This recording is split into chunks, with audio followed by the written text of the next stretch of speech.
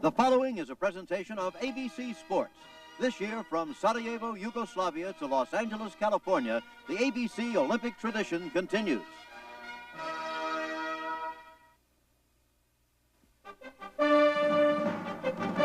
ABC Sports presents the world's greatest automobile race, an American tradition of the Memorial Day weekend.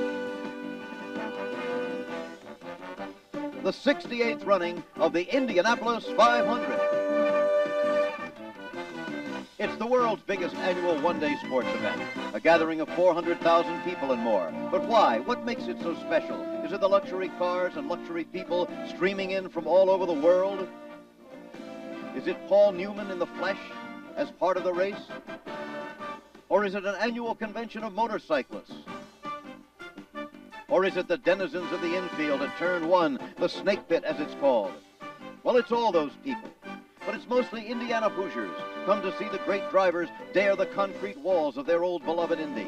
Many have driven well elsewhere, but flinch when they drive close to those walls. The crowd comes to cheer old favorites, old champions, and to see which new ones can pass the test.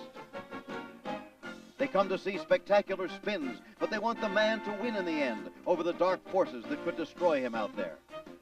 Indy's memories of the very first race and Ray Haroon inventing the rear-view mirror to win the day. Indy is special because of the speed and the immense crowd and what it means to a driver to win this most famous of all races. And it's special because here, more than in any other race, the crowd senses the danger and identifies with the driver. And the spectator goes home exhilarated and relieved if all the men come home safely from the course. It's 8 o'clock at night now in Indianapolis as we come to you live from the racetrack. It's been raining. Less than 6 hours ago, 400,000 people and more were gathered here as 33 cars and drivers competed for this year's championship of the Indianapolis 500. Now, they're all gone. I've been surrounded here for some time by 260,000 empty seats and many tons of trash and debris. But what a day it has been. A day of events and surprises, of emotions that range from high excitement to, well, stunned silence. It began, as always, with nostalgia, with familiar events that give Indy a sense of continuity, a remembrance of other times and other races, of other Memorial Day weekends going back perhaps all the way to, well, when you were a kid. It began with Jim Nabors singing Back Home Again in Indiana.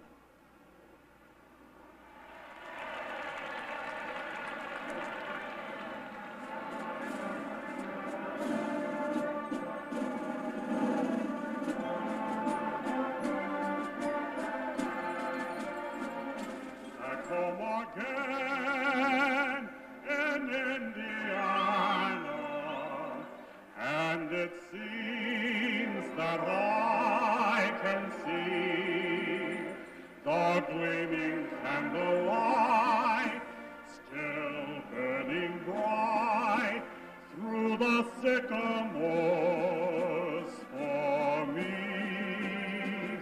The newborn hay sends all its fragrance through the fields I used to roam. When I dream about the moonlight on the wall, how I long for my Indiana home.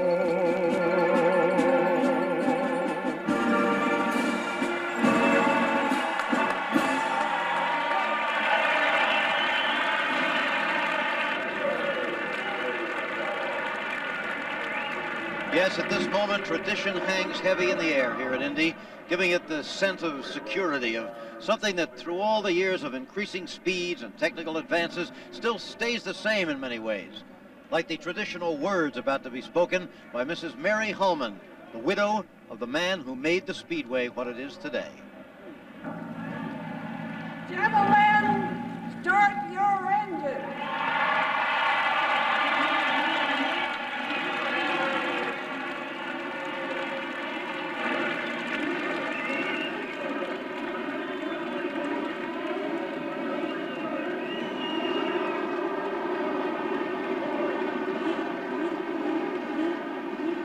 Now, the roar from the throats of literally hundreds of thousands because the moment is nearing as the engines start. Looks like everybody has gotten their engines underway.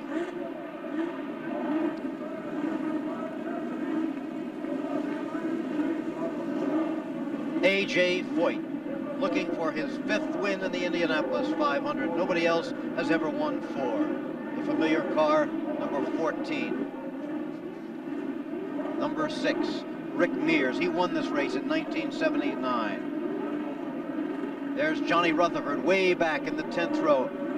3-time winner of the race. Lone Star JR is on his helmet. Now the wide scene as they are almost ready to move out. There goes Mario Andretti on the outside of the 2nd row, remember, seeking his 2nd win 15 years after he won in 1969. Everyone apparently safely started. Pit crews scrambling, getting out of the way. The race course belongs to the drivers now, and to the pace car, which will lead them until it's time to go. As the crowd looks on now, let's meet the drivers in the first 2 rows. On the pole is a sometime golfer and the defending champion, Tom Sneva, a former public school teacher, now the fastest qualifier in the history of Indy, more than 210 miles an hour. In the middle of row 1, Howdy Holmes, Sneva's teammate, owner of an advertising and marketing company, but most at home behind the wheel. And now for the first time with the kind of equipment that could win the race for it. On the outside of row 1, former champion Rick Mears, trained in the bumpy world of off-road racing. Now as smooth a driver as you'll find, looking for his 2nd win here. Mears. Row 2, Michael Andretti, the 21-year-old pride of a racing family, a babe among masters in his exalted starting position today in his first 500. Andretti the younger. At age 47, Gordon Johncock's hair is grayer, but the driving talent of this 2-time Indianapolis champion still shines brightly. He's in the middle of row 2, Johncock. And Mario Andretti looks more like a Roman centurion as the years go by. Today, he starts in the same row as his son, still seeking that elusive 2nd Indy win. His only triumph came 15 long years ago. Let's consider the 3rd row now. As they're on the track, on the inside, a road racer from Colombia on the right of your screen, who got his experience in England, Roberto Guerrero. Next to him, Jeff Brabham, the son of the former multiple world champion, Jack Brabham. And on the outside, Herm Johnson, who finished 9th 2 years ago, but passed up the race last year. And now to row 4, which contains more years of Indy experience than any other row in the starting field. Hal Unser Sr. could become only the 2nd 4-time winner of Indy, joining A.J. Foyt in a most exclusive club. This is his 19th appearance at Indianapolis. Hal Sr. Next to him, Danny Ungaius is 40 pounds slimmer, very fit for another try. Twice in the past 3 years, Ungaius has survived crashes in this race. Danny Ungaius. The thoroughbreds of horse owner A.J. Foyt race at Churchill Downs, less than 100 miles from here. But A.J., less than a year away from his 50th birthday, still races at Indy, aiming for a 5th win in his 27th appearance. Well, they call this the parade lap, but it's unlike any parade you ever saw. And the participants, frankly, couldn't care less what the audience thinks of their parade. They have work to do. Dangerous, difficult work. And soon. Well, there it is, one of the great sights in American sport. The cars still on the parade lap before this immense crowd anticipating the start of the Indianapolis 500. I'm in our ABC commentary booth with my colleague Sam Posey, a man who has driven at Indianapolis and Le Mans, for that matter, most of the important racing circuits of the world. Sam, it seems to me that not only is this the fastest Indy field in history, but also there's more quality of drivers and cars going all the way back through the rows. That's it. I mean, you can talk about the favorites in the front rows, but deep in the pack, there are people that might bear watching. Let me give you an example. Danny Sullivan, a man about whom a great deal has been written lately. He's a jet setter with what is said to be an insatiable fondness for women. He has a secret plan that he hopes will win him this race. There's Kevin Cogan, who is driving the only all-American car in this race. Most of the cars are English. Fittingly, it's a Dan Gurney creation. That could be something very special. And lastly, a guy, you know, I don't like to make predictions, but the man I'm about to mention, I think is going to be fourth. I'm going to go out on that much of a limb. Al Holbert. He was the winner at Le Mans last year, and he has practiced for more laps here than anyone else in this month. He's done 1,600 miles of practice. He is going to be fourth, Jim. Well, you said it a couple of times. And there are still others. Let's take a look at some of them. Ah, a touch of the continent here. Teo Fabi, last year's pole sitter, sometimes seen on the ski slopes of Europe. Well, he was once a member of the Italian national ski team. You know, last year he seemed to have a message about this place that no one else had. He started on the pole, but this year the magic seems to be gone. Look at Al Unser Jr. The kid still looks like a teenager. With his wife Shelley there. Last year, Al drove brilliantly, but that brilliance was obscured by the controversial blocking incident in the latter part of the race. But a great young driver. Here's one of your guys, Bobby Rahal. I'm surprised he doesn't have a briefcase with him here. He has a button-down mind. He knows the engineering behind the car, how the sponsorships are organized, a big future. And way back in the 10th row, Lone Star Jr. And you know, Jim, I think, and I hate to say this, despite his 3 wins, and of course the 4 wins of his car owner, A.J. Foyt, I don't think Johnny's got much of a chance this year. So far, he has made fewer than 20 laps of practice in this car. Count him out. Now let's pick up the remaining rows. You see last year's pole sitter, Teo Fabi, in the middle of that 5th row, young Al Unser on the outside. Row 6 there, featuring 2 road racers, Al Holbert and Bobby Rahal, and Tony Bettenhausen, the namesake of his famous father. In row 7, a racing writer turned driver, Pat Bedard, the oldest driver in the race, 50-year-old Dick Simon, and the veteran Pancho Carter. Lots of talent in row 8 with Chip Ganassi, former World Formula One champion Emerson Fittipaldi, and the popular young Mexican Jose Lagarza. Row 9, Gelhausen, Brayton, and Kogan. Row 10 there, Danny Sullivan, Derek Daly, and a 3-time Indy champion, Johnny Rutherford. And in the last row, Snyder, Firestone, and Neifel, who just got in the race the other day when Jacques Villeneuve's car was withdrawn. Now, let's meet our other commentators, starting with 3-time world champion Jackie Stewart, whose views you'll be hearing a number of times during our telecast. Jackie? Memorial Weekend is not celebrated in Scotland, so since 1966 this great day has only meant for me the Indy 500. It's more apple pie and ice cream than anything else that I see in America, but this year it's more special than ever before because of what I believe are the excessively high speeds round this track. The drivers, on the other hand, are extremely exciting, a new generation almost to have come to this 500. But if I sit here right now and look out, I only think of one thing. I hope and I pray that it'll be a safe race. I'm Bill Fleming. One of the more interesting statistics we're going to be following today is how much time does a driver spend off the track. That doesn't mean just in the pits, but how speedy is he getting into the pits and getting out of the pits? The man who was most efficient at that last year was Tom Sneva, and as you know, he won the race. This fuel calibration gauge on all of the tanks here on pit road helped the crews keep abreast of how much of the 285 gallons they've allocated for the race remains. I'm Jack Arute on pit road, and when fuel consumption becomes a question, we'll be here to cover it. I'm Larry Newber at the entrance to Gasoline Alley. On any other day, this is the view from the cockpit that the drivers would like to have, going back to that historic area.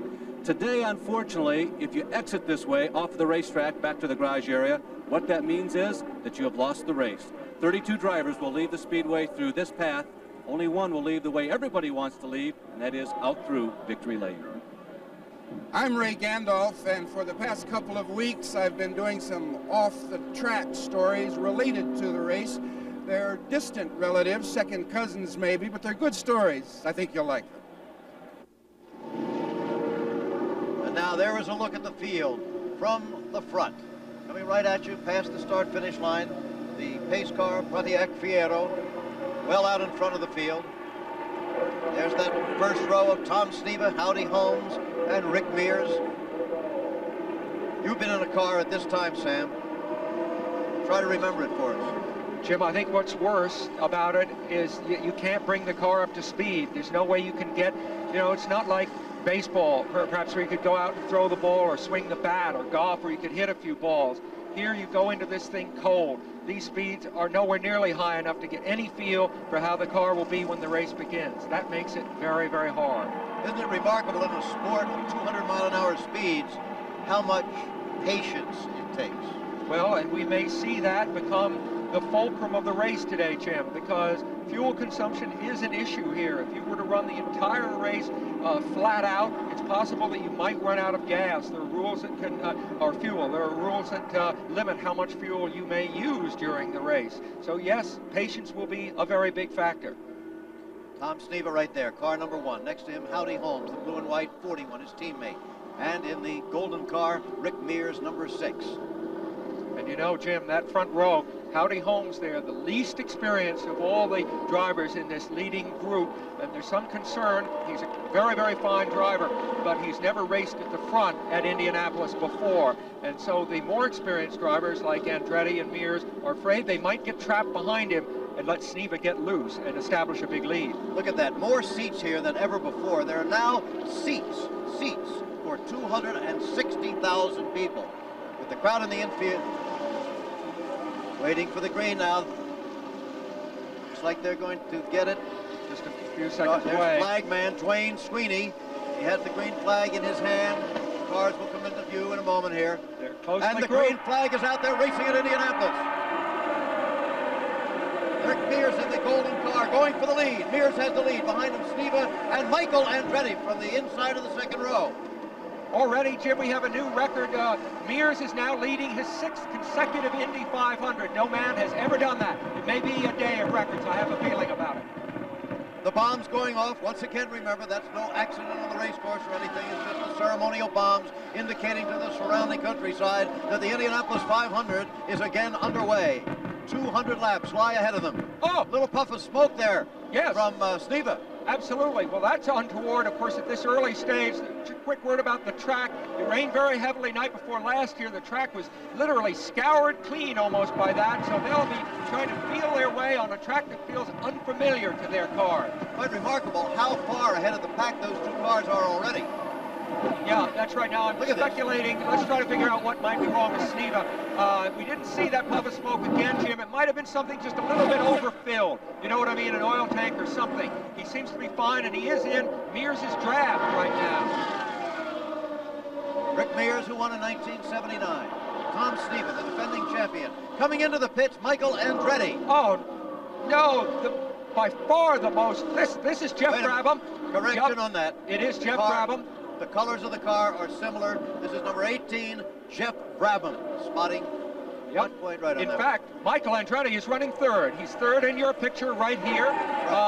And he is in good shape. In fact, how long has it been, Jim, since a rookie ran the race that Michael Andretti is running right this minute? Well ahead of his dad, I might say. At age 21. Okay, and Jim, we have a new absolute lap record here. The leader is going, Mears is going over 200 miles an hour at this point. The previous high was Sneva at this time last year, 197. So Rick Mears, you see him there in the yellow car, over 200 miles an hour. And mind you, the car is full of fuel right now. Jeff Brabham in the pits, right there, car number 18, son of the famous Formula One racing driver. So we have had the first competitive 200-mile-an-hour lap in Indianapolis history. Incredible, and this is a very good race. Now, whatever was wrong with Sneva at the outset does not seem to be wrong now. Remember some personal rivalries here. Rick Mears is the man that took over the slot on the Roger Penske team. The man following him right now, Tom Sneva, was fired from. So there are personal rivalries as well as those among the car owners. Mears still out in front. Both these men. Sneva. Michael Andretti and his father right behind him. I know it. Isn't that magnificent? Can you imagine, Jim, the experience of seeing your son ahead of you in the early part of the Indy 500? The 3rd and 4th cars, the blue and gold car and the red car. Michael Andretti and his father, Mario Andretti, behind him. A lot of drama lies ahead of us here at Indianapolis.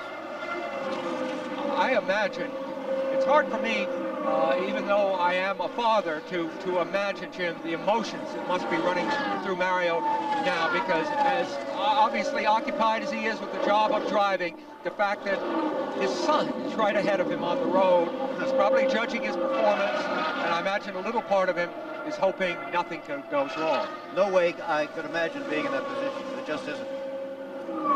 So there are the 4 leaders in the early laps of the Indianapolis 500. Mears and Sneva and Andretti, father and son. Back at Indy, and there is Michael Andretti in the blue and gold car, passing Tom Sneva for second place. A duel's been going on for that second spot, and now Michael Andretti, the 21-year-old, youngest driver in the race, remember, has taken over second place. An amazing pass. You know, Jim, you described him at the top of the show as a babe among masters. I wonder if maybe we shouldn't be revising that estimate right now. The way he's driving, we certainly should. Rick Mears, of course, still leading the race in the Roger Penske prepared number 6 car. Some of the crowd looking on. There's Jeff Brabham in the pits. The steering wheel, you know, is removable for safety purposes and for quickness, getting in and out of the car, even in the pit area. There's the look down the straightaway. Let's have another look at that pass. Look at Michael. Well, that was the absolutely perfect pass. He was faster through the turn than Sneva was, drafted him for a moment coming down the early part of the front straight here, and made an absolute copybook pass. Wonder who he learned that from. I can't imagine. Every year we have many people watch, I think, who are not dyed-in-the-wool motor racing fans. Drafting, of course, means getting in the slipstream of the car, and you get an actual boost in horsepower, right? And speed. Well, yes, because the car, oops, here comes Gordon Johncock into the pits. This is unexpected, Jim. It's way too early in the race. We would expect the car to go about 24, 25 laps before a stop. Johncock, remember, a 2-time winner of this race, started in the middle of the second row. One of the favorites here. And one of the fastest, too, in practice. He did run a lap of 2:09 or I think 2:10 just barely the other day. So this is very discouraging. This is a man that could have won the race. George Snyder going by in that number 4. He's back in the back of it. Up front, though, it is Rick Mears and Michael Andretti moving in on Mears. Oh, this kid is really moving. Yeah, and this is the acid test, too, because it is in heavy traffic. Running alone on the track, that is something Michael Andretti's been able to do all month during practice. He has never had an occasion to run in a pressure situation like this. Now, is George Snyder there holding up Mears a little bit, allowing Michael to move in?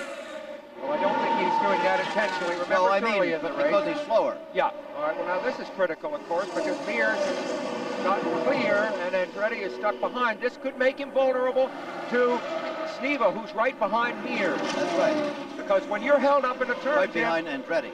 I'm sorry, Andretti. Because if you're held up in a turn, as Michael was, you see? There goes Sneva. Yep. The white car number 1 moving right alongside, and now past Michael Andretti.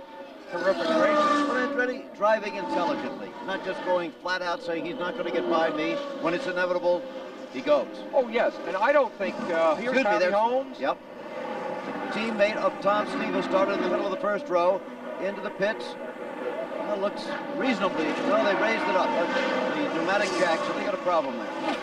Well, that's a disappointment. Howdy, of course, doing so well. You know, Jim, I don't believe that when Michael Andretti was passed that it was a mistake on his part. There are times when you just get in a situation and the driver behind you sets you up perfectly, and that's exactly what Sneva did.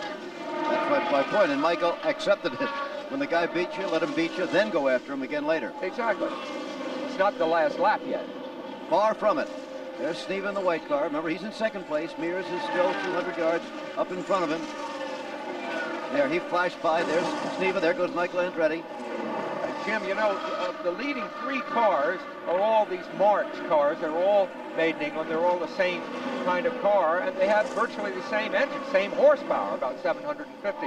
So when you see differences out here, it's differences in the driver, and differences in the way the cars are set up at this particular moment in the race. So let's see, I believe of the 33 cars, 30 of them are Marches. These cars you're talking about made in England. Yeah, isn't that amazing? Look at Holmes. They've now got the bonnet off the car, and it's going to take a while. He must be dejected because this has got to be, has had to have been the best opportunity that he might have ever had to win this race, driving for the Mayer team that has prepared his car and Tom Sneva so brilliantly all during the month. The Mayer team was here with great success a few years ago with Johnny Rutherford winning the race for them. They've been out of it for a few years and come back this year with great power in their usual organization. The 400,000 still look on. We're at Indy. This is what they call the spark box, the ignition system in Gordon Johncock's car, and this is why he came in. He was getting an intermittent kind of thing with his ignition. Of course, the engine was cutting in and out. As you can see, it's a quick disconnect. You've got a 6-prong, a 4-prong, and a 2-prong plug. This part goes to the distributor itself. They were able to get it out of the car, put another replacement in, he's back out, and fortunately running very smoothly. So this was the culprit. Okay, Bill Fleming with that report from the pits on Gordon Johncock's problem. There are the standings as of now. The race goes on. Look at the racing on the course here at Indianapolis. There's the leader, Rick Mears, right behind him, Tom Sneva. Passing a slower car here. Well, Sneva got tucked in behind. He couldn't quite make it. That's right. That slower car is driven by Dick Simon, the oldest man in the race, Jim, 50 years old. There's Sneva, though. He won't take too long to get by him. However, Sneva is now vulnerable to the same kind. In other words, he's stalled out a little bit. And here comes Michael Andretti with his dad, Mario. Mario is now right behind Michael. You'll see them there. There's Mario pulling out to pass Michael. And the father has passed the son, and now passes Dick Simon, or is about to, yes, does pass Dick Simon. And next we'll have the youngest driver, did not quite pass Dick Simon. No. And to drop back behind him. No, that's showing off. Is that Michael, I think, pulling into the pits? Pulling. We'll double check it. That looked like Michael's car coming in. Peeling out. Now, is this too early for the first pit stops is the question. Yep, there he is. Yes, it seems to me, Jim, unless he's been using fuel at a tremendous rate, something is wrong. And yet it looks routine. It certainly does so far. Now, all right, this shouldn't take more than about 18 seconds. These early stops, by the way, you see they don't change tires. The fuel flows in very fast, Jim, because of what they call the head pressure. There's so much fuel in the tank. See, 14 seconds, that's a terrific stop.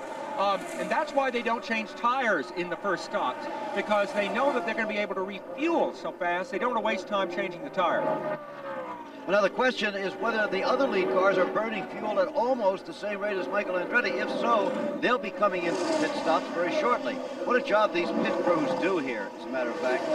Yes, when you think of what they're able to accomplish in a short time, just 5 men doing the work. Sometimes it's as much Mikhail Baryshnikov as Roger Penske, as a matter of fact, as Jackie Stewart tells us. It might seem that ballet dancing is a long way from the sport of motor racing, but the grace, the poise, and the elegance in many ways are related. If one of the dancers is out of step, the whole performance is affected. Here you see poise and economy of movement also in a sophisticated form. Last year, Tom Sneva's team had no time for error. The choreography was regimented to perfection, but as we do know, things can go wrong to spoil the show. When Lloyd Ruby pitted, his fuel line was not disconnected as it should have been. This error was to cost him victory. He never did win the 500. Jerry Grant overshot his pit and stopped at his next-door neighbours. His mechanics had to run back and forward with wheels and equipment. He even took on the other fella's fuel. He was penalised and lost his chance for victory. When Rick Mears stopped, his fuel fell over the car. It spilled. It went over his mechanics and the driver. It ignited and created havoc in the pit lane. The mechanics waving his arm was on fire. Also was the driver. There's no flame from an alcohol fire. Then in his rush to leave the pits in 1982, he missed George Hearn Johnson's speed, and the two cars came in contact with no great effect, but it could have been a disaster. The darling of the 500 last year was Teo Fabi. He could have won, but fuel was everywhere. A valve had stuck open. The engine was still running as he stepped out of the car in disgust. He finally switched it off. It was no win for him. On the other hand, what this pit stop produced was a victory for Gordon Johncock in '82, stage managed to perfection. Under the ultimate pressure, his performers were never out of step. No dropped wrenches, each wheel tightened, no fuel wasted. and any surplus that was there was quickly washed away by water. He kept his engine running, engaged first gear at the right moment, and drove off to receive a standing ovation when, finally, the curtain fell. So what happens here in the pits is not at all far away from these beautifully synchronized dancers. Each movement must be strictly orchestrated. And now those pit stops are continuing. There's A.J. Foyt. A.J. running back in the pack at the moment in car number 14, looking, remember, for his 5th Indianapolis 500 victory at the age of 49. Jim, to the driver, these pit stops are not the calm things they may look like to us. They're very disorienting, because when you've been out on the track at 200 miles an hour, the track is very smooth. The other cars are going about the same speed that you are. Of course, here's Rick Mears in the Roger Penske pit. He's the leader in the race, or was until he came in here. The chaos is when you're sitting still. You feel that fuel flowing into that tank behind you. It actually presses you forward a bit in the seat and cools your back for a split second, incidentally. Okay, we've had Michael Andretti into the pits. Now we've had Rick Mears into the pits, but Tom Sneva is still on the track. Coming down low, however, let's see. Doesn't look like he...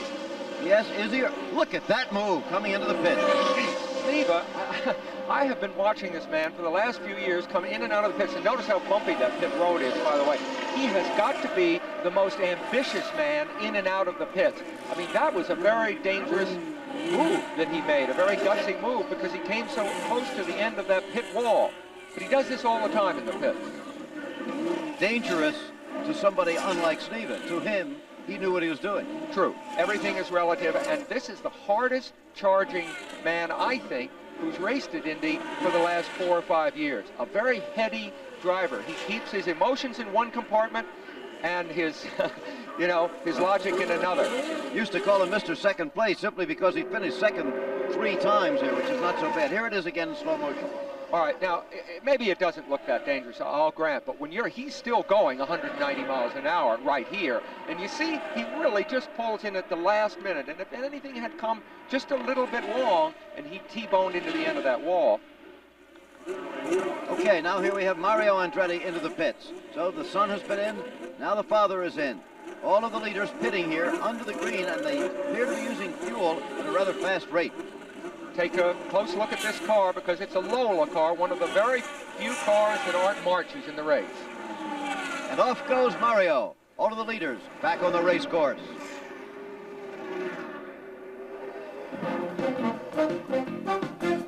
Ray Haroon averaged 74.59 miles an hour in winning the Indianapolis 500 in 1911. Tom Sneva averaged 162.117 miles an hour in winning last year's race.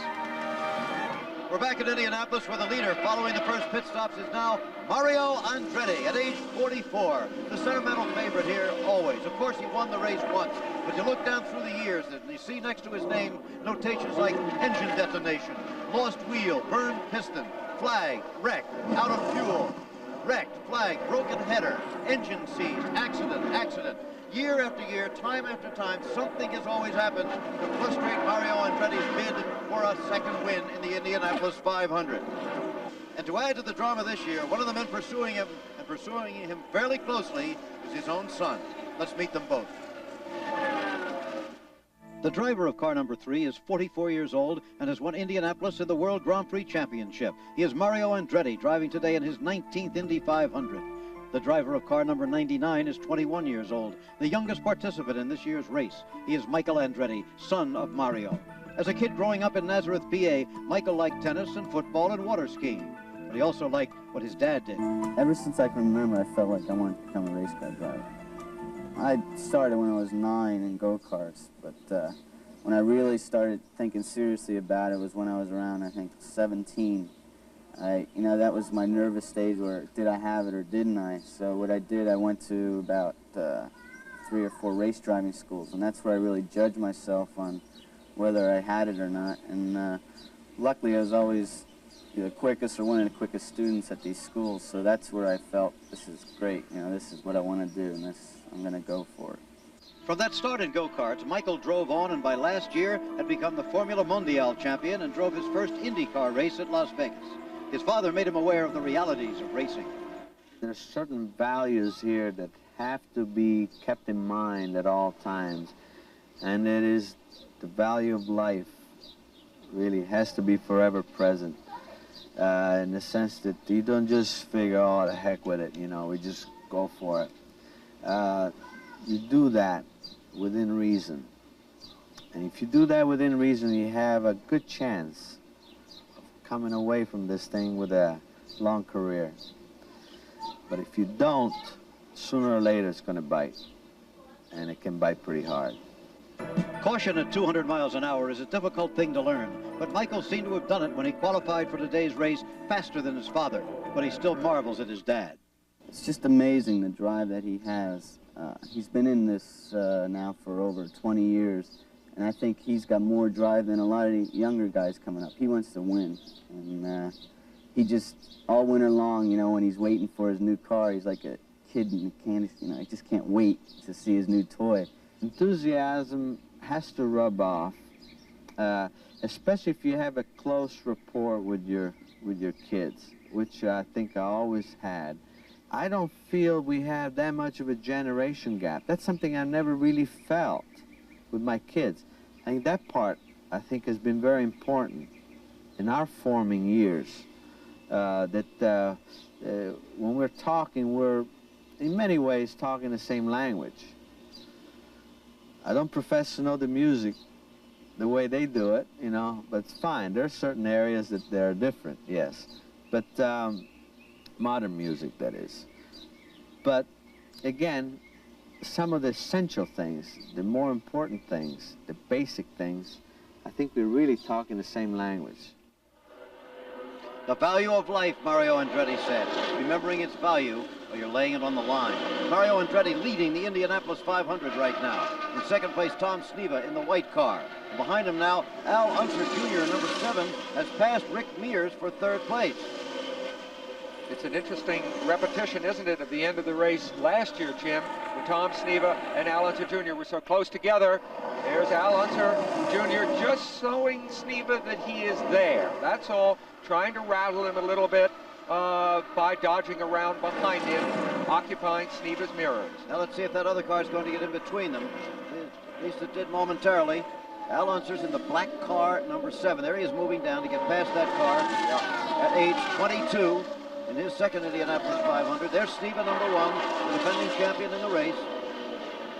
So that's the lead, Jim. The lead, excuse me. You know, at this point, of course, how meaningful is it really? But Tom Sneva, look at that. Wild spin, that is Spike Gelhausen. Spike, it looks like he's pulled out of it all right this time. That is the third time we've seen something like that happen to him. 1978 he wrecked here, 1980 he wrecked. Here it is again. Jim, here he comes off the turn. There's no, one might think that it was a driving error there. It looks as if he just came off wrong, but having driven these cars, you know, Jim, I don't think you can ever say for sure that it's a driving error because there's so many different things that can go wrong with one of these very complex cars. Okay, and again, Tom Sneva has slipped past Mario Andretti into the lead in the 1984 Indianapolis 500. The yellow flag is out. So we're going to take a break here. We'll be back for a lot more racing at Indy. Again, we're back at Indy. They're still under the yellow flag right now after Spike Gelhausen's spin. And again, he appears to be all right. We have the facility through Comtrack Radio to talk to Gordon Johncock. Sam, see if you can get him now. Gordon, this is Sam Posey. Can you hear me? Yes, Sam. I have a copy on you, Sam. Okay. How is the crosswind? Is it windy? Yes, it is. We do have a crosswind, especially coming out of 2. It's pushing the car up to the wall pretty bad. And we also have an oiling condition out here. There's several cars, evidently, that are oiling. They oiled the first part of the race, and then it kind of quit, and now it is back to being a little oily again. Has Gelhausen's crash put any extra debris on the track? Negative. He didn't hit anything. He just made several spins and slid up to the wall. No damage. Gordon, I'm sorry you had that problem early on. How do you feel about things now? Well, the car seems to be working pretty well right now. All we can do is just keep plugging away here and run as fast as we can Hopefully we can make up a few laps, I don't know. Thank you very much, Gordy.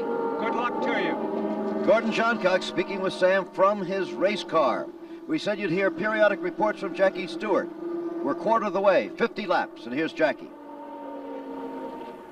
Looking back after 50 laps, the first thing that impressed me was Rick Mears. This is the 6th year of him straight leading this race. This is impressive.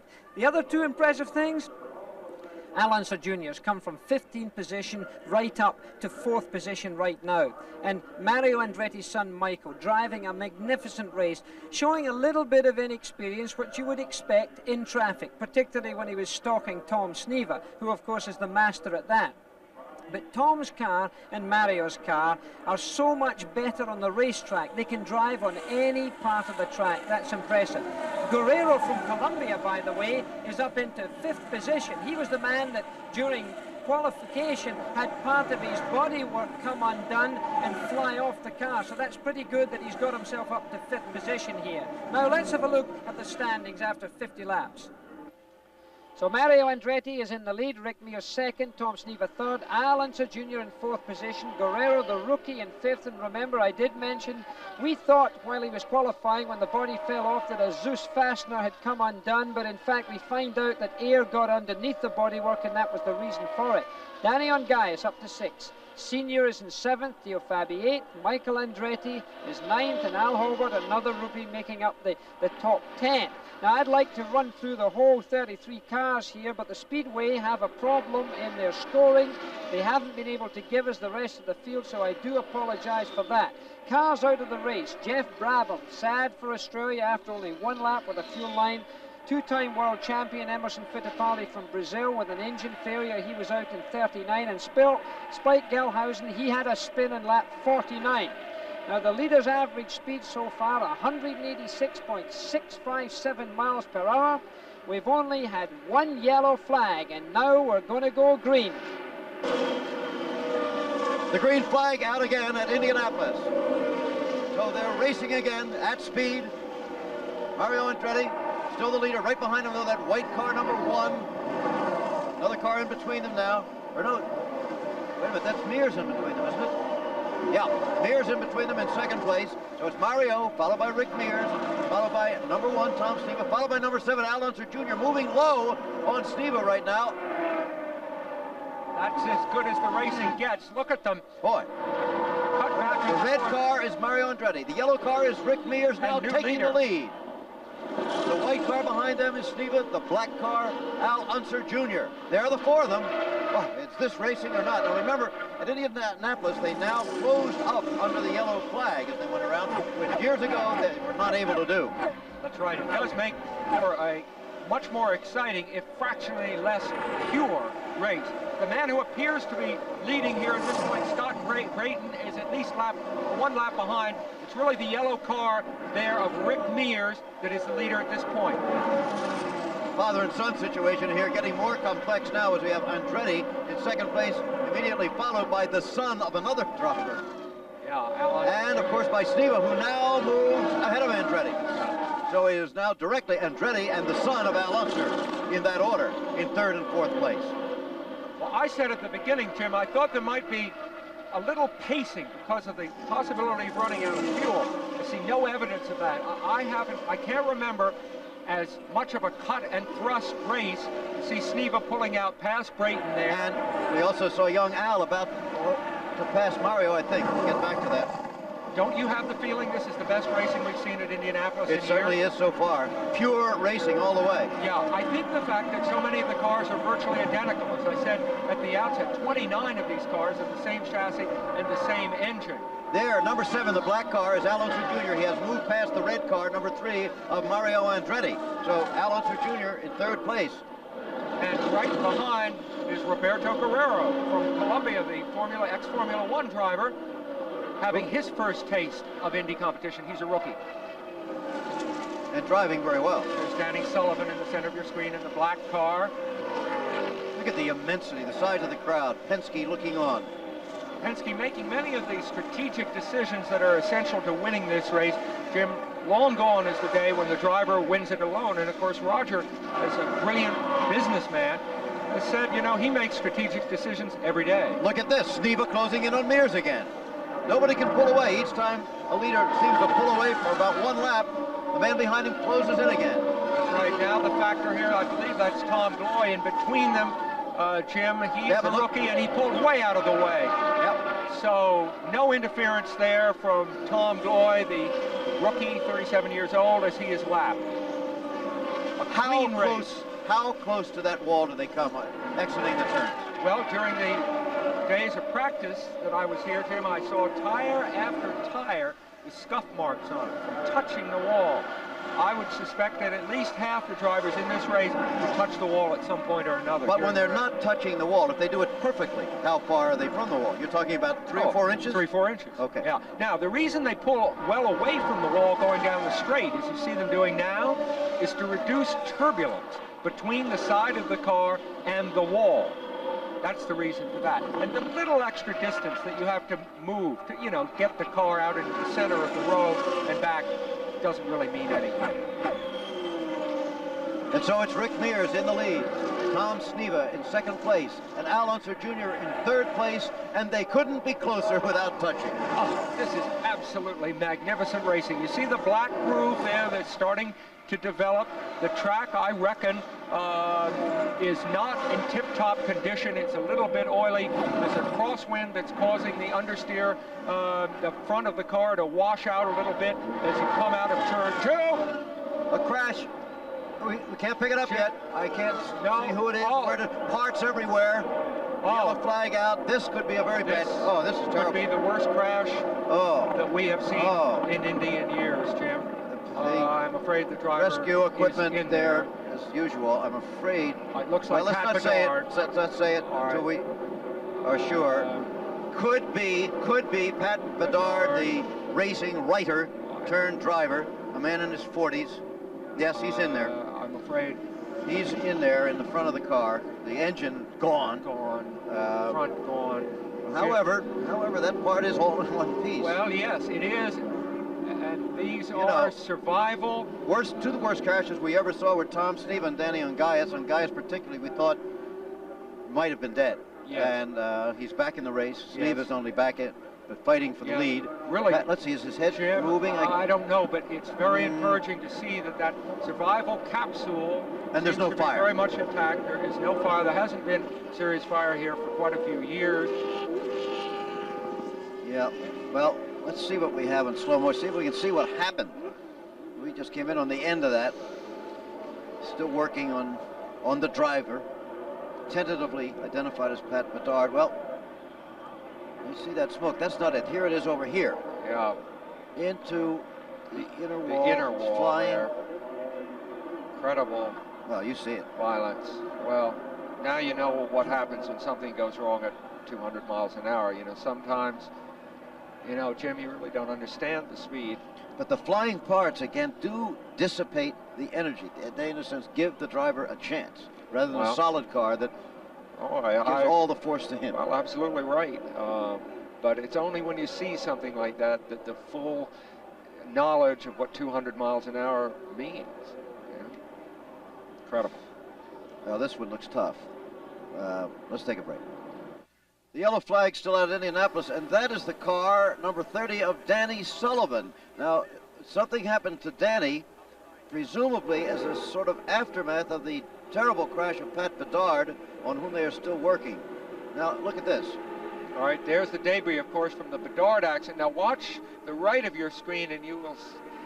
Danny Sullivan appears going what it seems to be much too fast. He hits Roberto Guerrero. That's the white car just to the right of Sullivan, who's now getting up into the air. Other cars dodging. It wasn't serious, but then again, it looks like an accident that in some ways really need not have occurred, Jim, had everyone slowed down enough. Certainly could have been serious. Jackie Stewart's been watching all this. Get his reaction to it. What you've just seen is not a racing car accident, it's like an aircraft accident. The total destruction of a car at that speed is incredible. Now, as I speak to you now, we have had no reports on Patrick Bedard's condition. But really, in my opinion, it's a synonymous accident with these very high speeds that I spoke of at the opening. In my opinion, they are excessively high. Only last night I spoke to the great Parnelli Jones, and I spoke to A.J. Foyt, and I spoke to the man who's fastest round this speedway, Tom Sneva. They all said that they were all going too fast, because if something did go wrong, it was difficult to see life expectancy being in the correct conditions. It's this type of accident that I think should convince us that we do have to go slower around this racetrack and lots others. As Jackie said, there's still no report on Pat Bedard. They tell us this is a little earlier shot. Maybe we can tell more, Sam. All right, you see that it's between turn 3 and 4. It's coming off turn 3. Now, let's watch here. Into the inner wall. You'll see a flash of fire, I think. Yeah. Left side of your screen. Yeah, that's it. All right. Now, that is not the fuel tank exploding. It could be friction. It could be the oil tank.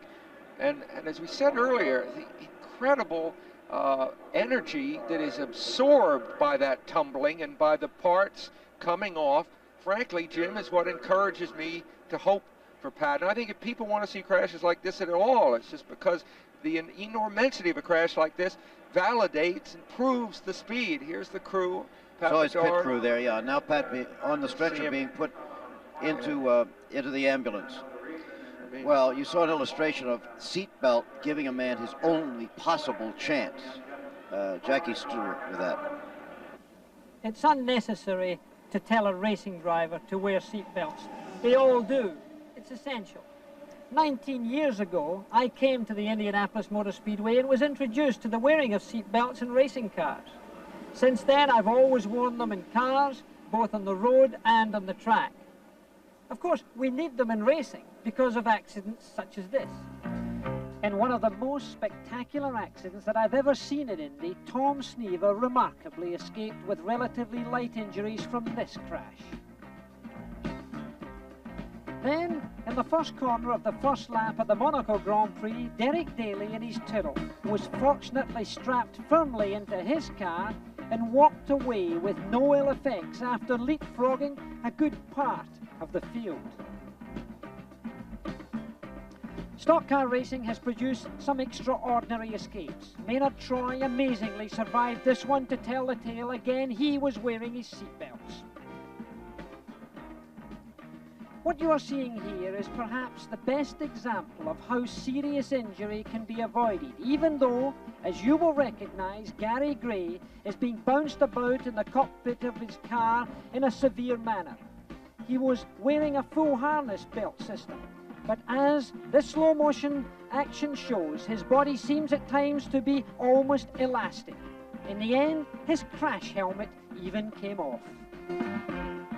Not only in accidents like you've just seen that you wear seatbelts, you need them on the road also, because almost every year 21,000 Americans die in the front seat of their cars.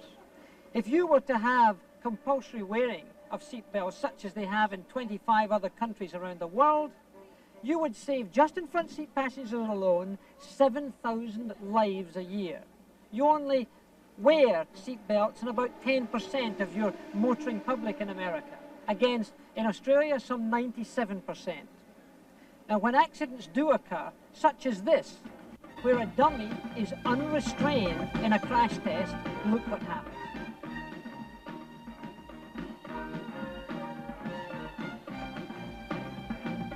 On the other hand, where the dummy is wearing the seatbelt, you can see it never reaches the windshield or the dashboard, and therefore gets saved from serious injury and perhaps death. So what is the message? If race drivers wear their seatbelts and they're exposed to many accidents, and a lot of the rest of the world wear seatbelts, why don't you? You hear every year about the fatalities in the Memorial Day weekend. There'll be again this year. Make sure you're wearing your seatbelt. Let's go to Larry Nuber with Dr. Henry Bach. Dr. Bach, can you repeat the conditions of Danny Sullivan and Pat Bedard, please? Danny Sullivan is in good condition. Pat Bedard, we would list as serious right now till we're finished with our evaluation.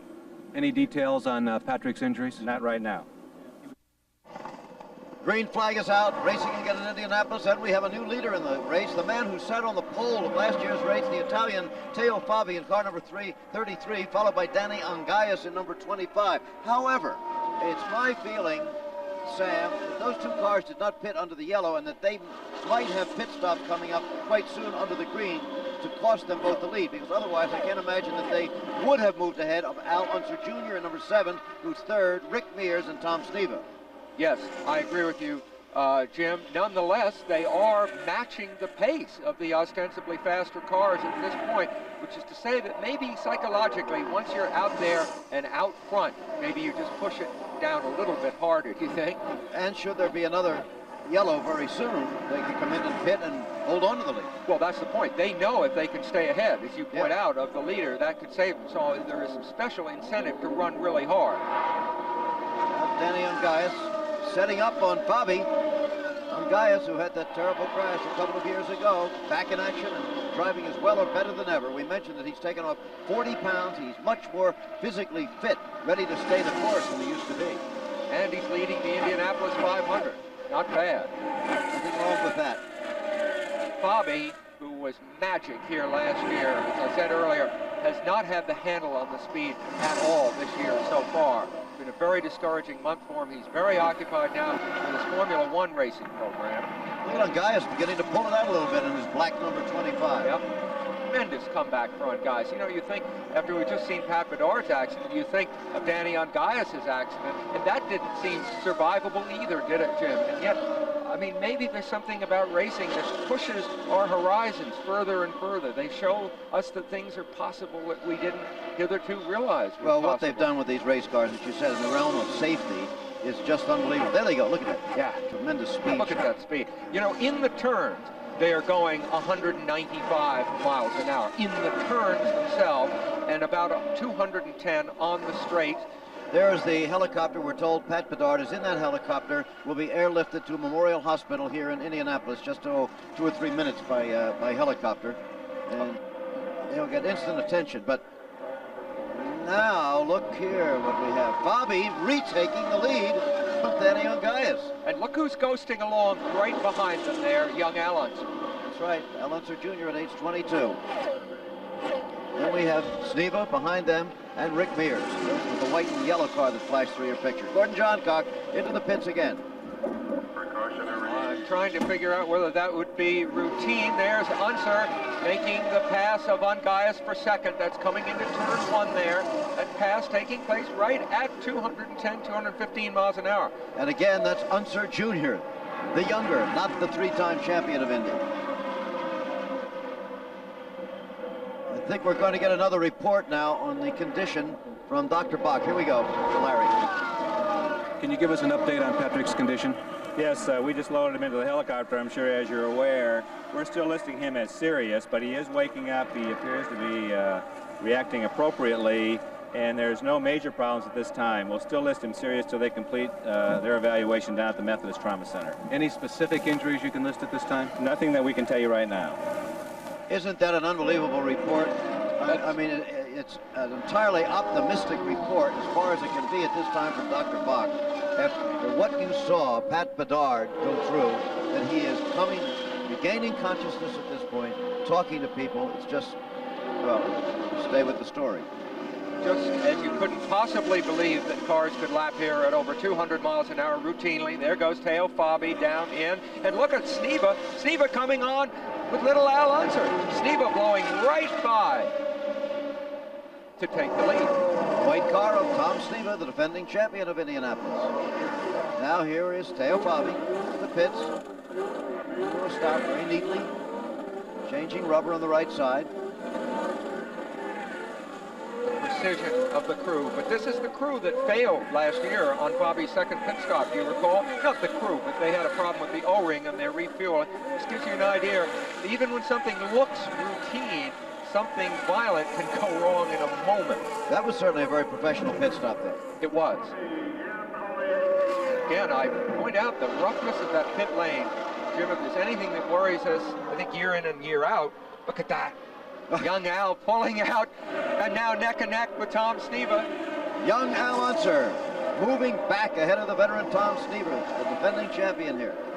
Wow. Terrific racing. So far, good news on Pat Bedard. Danny Sullivan, of course, also was involved in a crash, but he's back in the garage area now. In fact, we're going to have a word with him. Danny, you got involved in the Bedard incident. What happened? Well, actually, I got involved in an incident after Pat's accident. He had his moment and big accident there, I guess, in 3 and 4.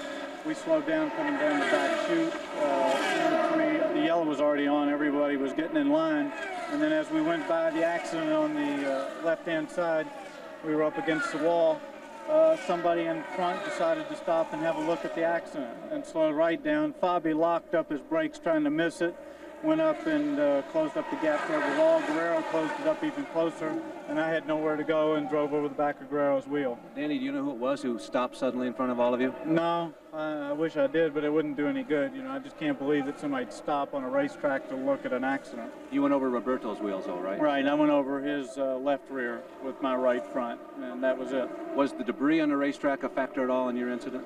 No, they had us pushed up a little bit tight on the wall, but there was still no problem. The only thing was that I couldn't go to the left because one of the marshals was standing there, and I certainly couldn't hit him. So it was just a matter of trying to get it stopped, and I couldn't. Well, a frustrated Danny Sullivan, but he is at least totally well. There's Al Unser Jr., the leader in the Indianapolis 500 at the age of 22. The youth movement has certainly arrived this year at Indy. We've been saying for so many years there's got to be changing of the guard. Well, it's underway right now. Gradual, but it's underway. Up, and there is Al coming into the pits. Leader into the pits, making Tom Sneva in white car number 1 the leader again. I started to mention earlier the roughness of that pit lane. You see him bumping in there. It's the only part of the track that hasn't been resurfaced in recent years. You may wonder why they don't have half a dozen or a dozen people over the wall there. Well, the rule is only 5 people over the wall in any pit. Obviously, as you can see, they are not changing tires here, only refueling it, so it's a relatively rapid stop, and he's away. A neat stop for Al Unser Jr., but at this moment, Tom Sneva is again the leader. See how long that lasts. Well, for the first time today, a driver has taken something of a comfortable lead in the Indianapolis 500. Tom Sneva, the defending champion. No one has repeated as champion in this race since Al Unser, senior, in 1970 and 71, and he happens to be running second in the race at the moment. You know, Sneva is so interesting to me, Jim, because in this day and age when the car counts for so much, many of the drivers have a kind of ambivalence for their car, because when it's so good, then it diminishes your role. See what I mean? Well, one solution is to be identified with your car and its success. In other words, to know how to set the car up or to be a quasi-designer. Sneva has taken this route. In fact, even to the slightly disconcerting habit of referring always to himself as we. You know, whenever he describes a racing situation, I guess he means me, my car, and the team. Yep. But that is very real with him. He really does not see. Here's Al Unser Sr. coming into the pits, into the Penske pits. Contrasting Sneva, A.J. Foyt, for example, almost treats his car like a steed, like his horse, right? Berating it if it's going badly and fixing it. Praising if it does well. And you see what different generations they are. There's that bumpy pit lane with Sneva coming in very, very fast. You see how easy it would be to get a car out of control if you didn't have his skill, Jim. Al Unser Sr. now being pushed back out. Sneva still in the pits. That's the second place car. This is the first place car. Fresh tires there for Al Unser Sr. There he is, very calm. As you said, very much of a thinking man, too. Particularly on the aspect of speed here. In fact, Sam talked to him earlier about that. Well, I think it just gives you a little more time to react in certain situations. We do a lot of things by anticipation and trying to look ahead and evaluate the people you're around when a situation arises and putting that all through the mental computer in a short amount of time to decide how you're going to react in a certain situation. So it just gives you a little more time to react, and if something does happen, the resulting impact, if there's going to be one, is going to be a little slower. So you're going to have an advantage that way. Now, you know, idealistic, a lot of people say, well, what's going to be the difference between 210 and 185? Well, there might not be a great amount of difference, but if I get my choice, you know, I'm going to opt for for 185. You know, it helps to be a little crazy to be a race driver, but you don't have to be completely stupid. I mean, I wish I could run 131 miles an hour instead of 231. I don't think they're going to let us do that, so you got to pick out a number that's going to be somewhat realistic to the people. Again, we don't have to run that fast to put on a good show. The show consists of good, close racing is what makes it entertaining. Here at Indianapolis, people like to see speed when it comes to qualifying.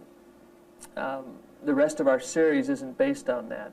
For our series, IndyCar racing, to be successful, we've got to be entertaining, and what's entertaining is close competitive racing, and that's the direction we have to go. This place, Indianapolis, is going to make it, you know, no matter how fast we run or what the rules and regulations are, it's established it's going to be the granddaddy of them all. So we've got to be more concerned about what's going to make IndyCar racing as a whole, the sport, grow, and that's close racing.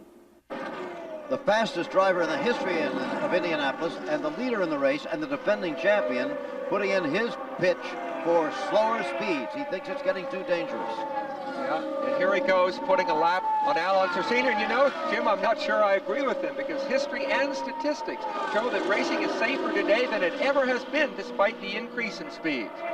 Well, we talk about speed. It's so hard to show it here. It really is. We put the cameras where we get the speed shot. You get something of the feeling.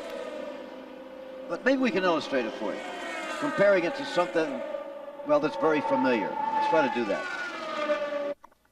100 yards is a very understandable distance to the average American. We all know that a track star can run that distance in less than 10 seconds. And here, we're seeing Tony Dorsett of the Dallas Cowboys on what turns out to be a 100-yard run in about 13 seconds. That's about as fast as man can run through traffic with a full load of football pads. Tony Dorsett in action. Now, I've mentioned many times that an Indy car on the straightaway goes a football field in 1 second, but maybe you don't believe me. So, we measured off 100 yards on the straightaway at Indianapolis very precisely. Then, through the electronic magic of television, we superimpose a football field. Now, watch the cars flash by. And then watch for the clock. On the next car. Let's see how long it takes. He flashes by in, well, what? Hard to catch, wasn't it? So let's slow it down for you. Into slow motion now, the clock at the bottom. Here comes the car. Remember, he's going 120 yards. That's the field plus the end zones in 1.1 seconds, or just under 1 second for 100 yards. So that seems to make that point, I think. There is car number 1, Tom Sneva. We've passed the halfway mark. We have an official race right now. Jackie Stewart checking in with his periodic reports at the halfway mark. Let's hear from him again then. Jackie? So at the halfway mark, what have we had? Well, obviously the enormous accident of Pat Bedard. Dr. Bock told us that his condition was favourable in the sense that the significance of the accident was so enormous. That says a great deal for the way the motor cars are built here. The survival cells that these drivers are strapped into certainly save lives. The ways the cars are constructed today as deformable structures diffuse the energy as the accident goes on. But it's almost a miracle to me that Pat Bedard has lived through that accident. So let's wish him well and let's see how his condition develops. What else has been happening out there? Well, I think the remarkable story is, of course, Al Unser Jr., who's come from 15th position, went on as far as taking the lead at one point. Danny Ongais also made his presence felt after his horrific accident back in 1981. It's nice to see Danny Ongais because he got into the lead also. A peculiar story is the A.J. Foyt Jim Gilmer team, because they've got 3 cars entered in this race this year, with a total over the drivers and Jim Gilmer and A.J. Foyt of 66 entries in this Indianapolis 500, and after all, it's only been going on for 68 races, so that's impressive. However, none of his drivers, Rutherford, Foyt or George Snyder, are in the top 10 as I speak to you now.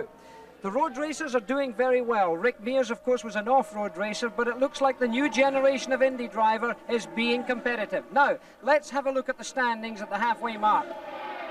Tom Sneva is in the lead, Al Unser Jr. up into 2nd position, Rick Mears, Mario Andretti, Michael Andretti, the son follows in the father's footsteps, with in 6th place Bobby Rahal, Guerrero's in 7th, Al Holbert, another rookie, in 8th, Alan Senior is in 9th and Theo Fabi 10th. That means the two father and son combinations are in the top 10. Cars out of the race so far after 100 laps. Brabham, Fittipaldi and Gelhausen, they're all out. After them, of course, Bedard with that horrific accident. Danny Sullivan with the aftermath of that accident, broke a wheel and damaged the bodywork. Canassi went out with electrical problems. Derek Daly, who's had a very difficult month of May with handling problems in his car, he's dropped out of the race. And Tony Bettenhausen blew a piston, so he's retired. Now, the leader's average speed has dropped to 160.77, 2 miles an hour, because of the Bedard accident. Took up a lot of time, and we've had 2 yellow flags. So we'll be back for more racing at Indianapolis after this. The starting field for the Indianapolis 500 is limited to the 33 fastest cars selected in 4-lap trials. This number is determined by an old standard of the American Automobile Association of 1 car for every 400 feet of track.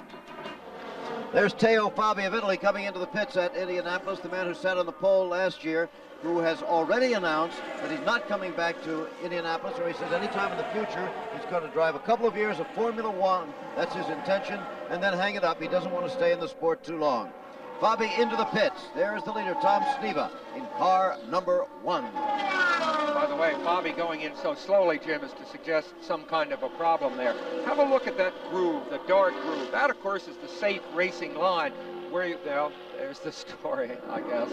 Okay, Fabi out of the car. Looks like that is probably it for the day.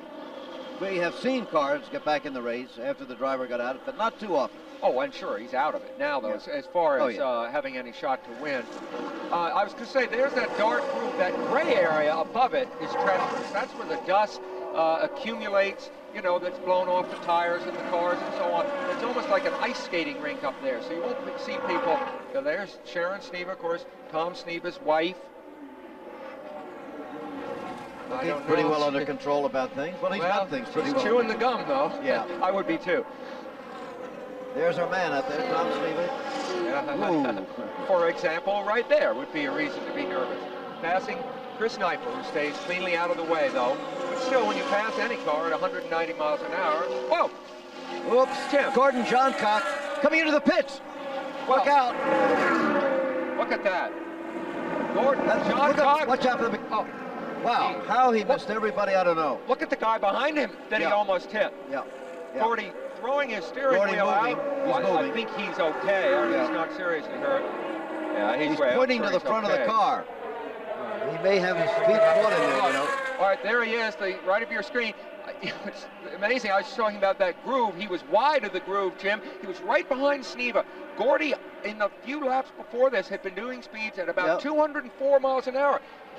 Look what could have happened. Look at the end of that pit wall. If you hit that, you're finished. Incredible. And if his speed had been greater, he could have flipped over that wall. This was fraught from moment to moment. Now he could have hurt somebody other than himself. This is the closest we've seen to the kind of a pit crash that we've dreaded for years in Indianapolis. Had the speed been more tremendous, it would have been awful. Remember, he hurt himself very badly. He hurt his ankle last summer in Michigan. And I just hope he hasn't re-injured it in some way. He did look like he was in pain, no question. Jackie Stewart, would you like to have a look at this?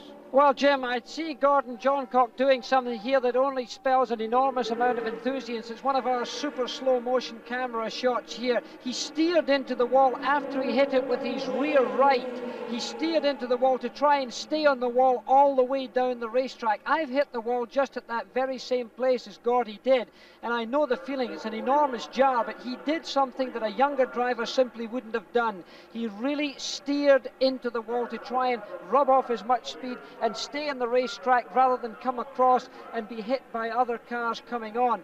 But what could have happened here with all these gas tanks there, I fear to think if it happened in different ways. If he had climbed over that pit wall, it would have been absolutely awful. And I did see there, in fact, a parked car, which I suspect might have been Theo Fabi's car. That could also have been adding the trouble. But my goodness, he handled it well, but it could have been much more serious than it's turned out. And had he not scrubbed off that speed, those things could have happened. And there's Gordy on the stretcher right now. Ray Gandolf is with us today. You saw him at the top of the program. He's been wandering about, has found something for us. fact, we're going to look at it right now. Ray Gandolf. Okay, Ray Gandolf, the yellow flag still out, so we had time to bring you that Ray Gandolf report. We'll be hearing from a little bit later on. Jack Arute is down in the pits right now. He has a report on Teo Fabi. All is not going well down here in the Teo Fabi pit. Of course, the car was pushed back here, and Teo walked back to the pits and walked right straight through the pit area to the garage area, to Gasoline Alley. Jerry Forsythe and Barry Green grabbed him and said, let's get back in the car. Teo said, it's no use, we're 5 laps out. Heated words ensued, and Teo got back in the machine. Little dissension among the gang down there in the Teo Fabi pits. Oh, there's John Cox's car being taken away. There'll be a little delay. Let's take a break. Green flag out again. Sneva, number 1, now trailing Rick Mears in the yellow car. Rick Mears has regained the lead. Sneva, then Al Unser Jr., Roberto Guerrero, the rookie from Colombia, and Al Unser Sr. The one father-son combination still going strong. The Andrettis have dropped back a bit. There's Al Unser Jr. taking a very low line through there. He's been very confident all day. There's the leader, yellow car, number 6, Rick Mears. He is on the Penske team. In second place, Sneva from the Teddy Mayer team. Third place, Al Unser Jr. Packed in the black house. car. A packed house. Isn't it something to see them flashing by 400,000 people every 45 seconds, which is how long it takes to get around. I don't know. Here. We can only guess. They don't give out an official attendance, but it certainly should be well over 400,000. Could be the largest crowd they've ever had. Bill Fleming is at his station in the pits. Wonder what's been happening to Mario Andretti. He's with his crew chief. I'm with Darrell Soppy, the crew chief of Mario Andretti. And Darrell, one of our questions is, why has Mario dropped so far back? Well, we're having a little bit of an engine problem. The thing's dropped down about 400 revolutions a minute, so as soon as it started going away, he started slowing down. Up until when we were leading the race, the engine was fine, and then all of a sudden he just started going back, and he told me the engine was starting to run poorly. So there's a problem with the engine. We're just trying to hang in there. Well, 400 RPMs at 11,000 doesn't sound like very much. Well, that's enough to drop you back where we are. It definitely hurt on the straightaway speed. Do you think you can do anything in a moment's notice when he comes in?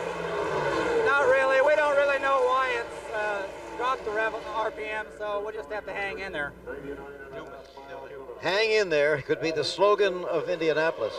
Another report from the doctor. Let's go. Dr. Bach, Gordy Johncock. Yes, Gordon's being sent down to Methodist for x-ray evaluation of his left ankle. No other apparent injuries at this time. He's awake and alert and not complaining of anything except pain in his ankle. And this is not an aggravation of the injury of a year ago, is it? No, I believe that was his right ankle. How about Pat Bedard? Do you have an update on his condition? Yes, I do. I just spoke to Methodist. He appears to be in stable condition. We're awaiting the results of his CAT scan. Possibility of a broken jaw, is that an accurate report? They're still evaluating that, but there's no word yet. Okay, things still sounding guardedly optimistic for Pat Bedard. The CAT scan, of course, being a brain scan. Very important when you have an impact like that. Rick Mears still leading at Indy. Al Unser Jr. has moved into second now ahead of Tom Sneva, then Guerrero and Al Unser Sr. Still a ways to go. We return to Indianapolis. Jim McKay here with Sam Posey in the booth, and there is Mears going way down low, trying to put a lap on Guerrero, the fourth place car, and doing it. What a move. Well, right down on the grass. Of course, it was in the middle of the straightaway, so there isn't great danger. Let's have another look at it if we can. Yeah. All right, here it is. Of course, he initiates the move coming off that turn. That's turn 2. Yeah, we're talking about the yellow car now behind the whitish car. Right. The orange car just ahead of him, Scott Brayton. He's being lapped. Now, of course, here's the drafting maneuver by Mears. This is when he's allowing Guerrero to blast the air out of the way for him, so he, in effect, can slingshot by. Of course, Guerrero is going out around Brayton at the same time, so Mears has to come right out next to the grass. Of course, if he'd gone onto the grass, Jim, that would have been it. He would have spun like a whirling dervish down that straightaway, but he didn't. Just a matter of no more than a foot. Yeah. Probably just inches. Neat staying move. away from the grass. Neat. I really you seem like to that. admire it. Oh, I think it's terrific. Rick Mears. With good reason. We're at lap 127, by the way, returning to the action now. Lap 127, and, well, I should think that the physical demands might be coming into play pretty soon. We'll be talking about that. But there is Rick Mears, the leader. A young man who is in very good physical condition, keeps himself in shape, as just about all of the drivers do today. Of course, but conditioning or not, think of the G-forces, 2.5 to 3 lateral G-forces in those two. Rick Mears of Bakersfield, California. Is he in physical shape? Well, you, Sam, talked to him a little bit earlier about the physical demands of the sport. It's never much of a problem at this track because you don't have the banking. You get to Atlanta, Michigan, those kind of places with high banks, there's where you really feel it, and that's where it can get to you. But here you kind of get into a, you feel it at first. Your arms get heavy. Your legs, your left leg is being mashed over against your right leg. And, you feel those things at the start of the race, and say for the first 20 or 30 laps. And then pretty soon you get acclimated to it, and you're almost immune to it. And you're just thinking about what you're doing and what the car is doing, and all that just becomes irrelevant, so to speak. You just no longer think about it. Rick Mears, the leader. 200 miles an hour they showed him on the last lap. Imagine that. Incredible. Jim, there's a correlation possibly between that speed and what we were just talking about with Rick Mears and the fitness issue, which is that it's cooler now. It's shady here. It's cloudy. And cooler weather makes for higher speeds on the track because the engines produce more horsepower and it's easier on the drivers. So maybe it isn't so bad today, which means we may get better racing. This race is moving along toward its conclusion now. There has been a forecast of rain sometime this afternoon. As you said, it's overcast and cooler right now. It could come in, but at the moment it looks okay. Ooh, notice how close. Ooh. But that is the Rick Mears trademark. He seems to be very comfortable slicing very close to things. There are several other drivers through history that have been like that. Jim Clark was that way, the great Ronnie Peterson. So it has precedence in the sport. Well, into the pits comes the car that's been in second place, Al Unser Jr. Al Unser Jr. into the pits, his silver bullet, as he calls it. Let's see. Well, this looks a little more than routine, you think? No, standard refueling. They're not changing the tires. Just talking to him. Oh, wait a minute. No. No. They seem to be walking rather than running. If it was a standard stop, he'd be somewhere in turn 1 by now, Jim. I think I called that one wrong. Well, I saw them walking instead of doing their usual balletic number of, dancing almost around the car. Well, whatever it was sudden and total. This is not good. Well, there comes his wheel out of the car. Yeah. He's going to get out of the car. Gee, he's been running so well all day in the second Indy 500. Well, young Al Unser. He certainly covered himself with glory. Again today, he was so good here last year, in my view, even though he didn't have a high finish, because the car didn't run that well during the day. Now, of course, he had many, many laps in the lead. Young Al Unser, who will win this race. You just know it someday very soon. Huh? That's a forecast from you, eh? Well, I don't know. I think so. What do you think? Haven't seen your man Al Holbert so far, whom you predicted would be in fourth place. He's doing all right. Al Holbert's running well, he's in the top 10. Yeah. He's doing great. Rick Mears, however, is the leader. He's very comfortable at this moment. Bill Fleming's I think he's going to have a word, Bill is, with Al Unser Jr. I'm with Al Unser Jr., who obviously is heartbroken at this point because, Al, you were running second when you had to drop out. What happened? Well, the engine started seizing. It was something in a crank bearing, I believe, or something of that kind. A bearing? Yeah, something in the motor. It just, my water temp went real sky high, and it just lost a couple cylinders. We had an unofficial observation there was a hole in your radiator. I didn't know about that. Never knew about that. Well, that certainly could account for the high temp, and then, of course, with the engine getting overheated and burning a bearing. Yeah, it could have happened. I just know the motor went dead on me, and we had to bring it in. I'll tell you one thing, it does prove to you just how tough it is and to win out here, and the fact that your dad won 3 times is really remarkable. Yes, it is. He's a great champion, and the car was running good. It was handling great. They could outrun me down the straightaways, but I could outrun them in the corners, and it seemed like my average speed was quicker than what they could do, so we were just trying to lead it. That young man has an awful lot of racing knowledge in his head at age 22. There we have the leader, Rick Mears, and now we only have 2 cars on the same lap. Just Rick Mears and Tom Sneva. There you see Sneva in car number 1, defending champion. He's not out of it yet. This could be quite a finish. Still the same situation. Rick Mears in the lead. Tom Sneva in second place. There you see the relationship on the racetrack between the 2 cars. So it's a good long way back to Sneva, but he does seem to be infinitesimally eating into the lead of Mears at this moment. Al Unser Sr. in the pits. This is the much fabled Penske pit crew in action, and actually not making that great an exit from the pit. So you're reminded a little bit about bobsledding, Jim, from the Winter Olympics, pushing out of the vehicle. Or even your sport of luge, Winter Olympics. Well, there are the standings. Mears and Sneva on the same lap. 1 lap down, Roberto Guerrero. What a debut at Indianapolis for him so far. These road racers that are coming into this sport, I say this, you know, with some pride, having been a road racer myself, have the kind of all-around skills that it takes to adapt to this kind of racing. I might also say, all right, obviously all right, here he comes into the pits. Yep. Leader into the pits, normal up to this point. Seems to be coming in at a normal speed. Now this, you know, would not be the same crew that just refueled Al Unser Sr., you know. The Penske pit has entirely separate crews. Right. This is a different group going into action here. And at this moment, Tom Sneva becomes the leader in the race. But of course he hasn't pitted, so he will have to pit. So there's a good battle starting to shape up between Sneva and Rick Mears, who you see here. Good pit stop for Rick Mears. Has the making possibility of what they call a trophy dash to the finish, huh? Remember when we had Mears a couple of years ago with Gordon Johncock, and he lost the race by 16 1/100ths of a second? That was the closest Well, finish. here comes Sneva for his pit stop now.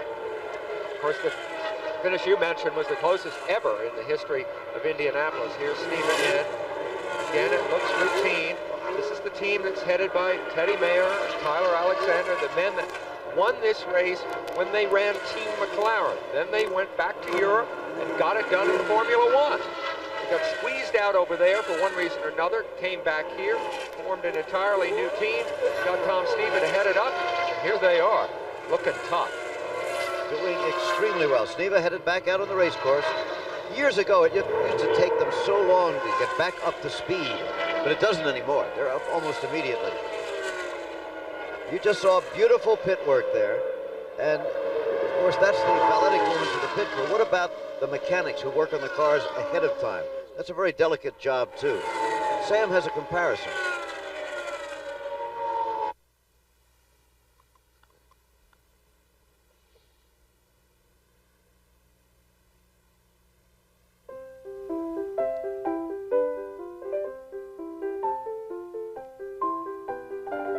Sylvia Mayuri has played the piano since she was 6.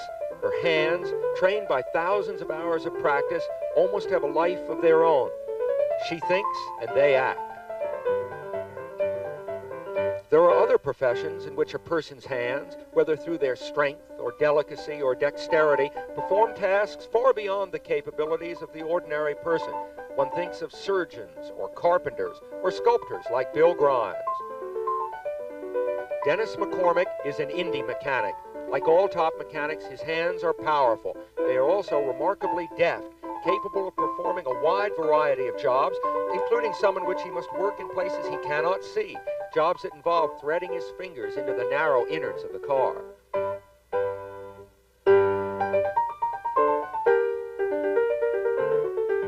Just as the pianist must play under pressure at a concert, the mechanic must be able to work fast with unfailing certitude, often when parts of the car are red hot, changing an engine, for example, in the minutes before a race, or adjusting the suspension during the rush of a pit stop. Just as a sculptor may strive to create forms of enduring beauty, an Indy mechanic works with parts and pieces which are beautiful because they are superbly functional. Parts made from high-grade steel, magnesium, carbon fiber, welded and machined and shaped without regard to cost. This is what Dennis McCormick works with every day, his hands developing a kind of X-ray sensibility to any flaw anywhere in the car.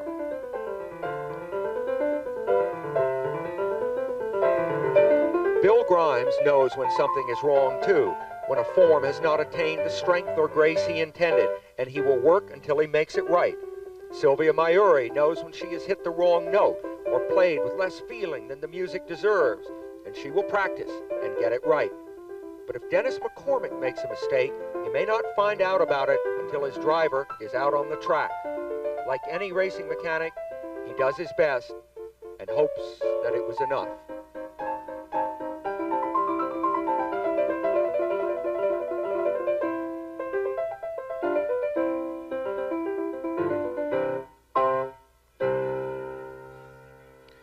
And I might add that my race driving colleague Sam Posey is also an artist, a painter of landscapes and other things.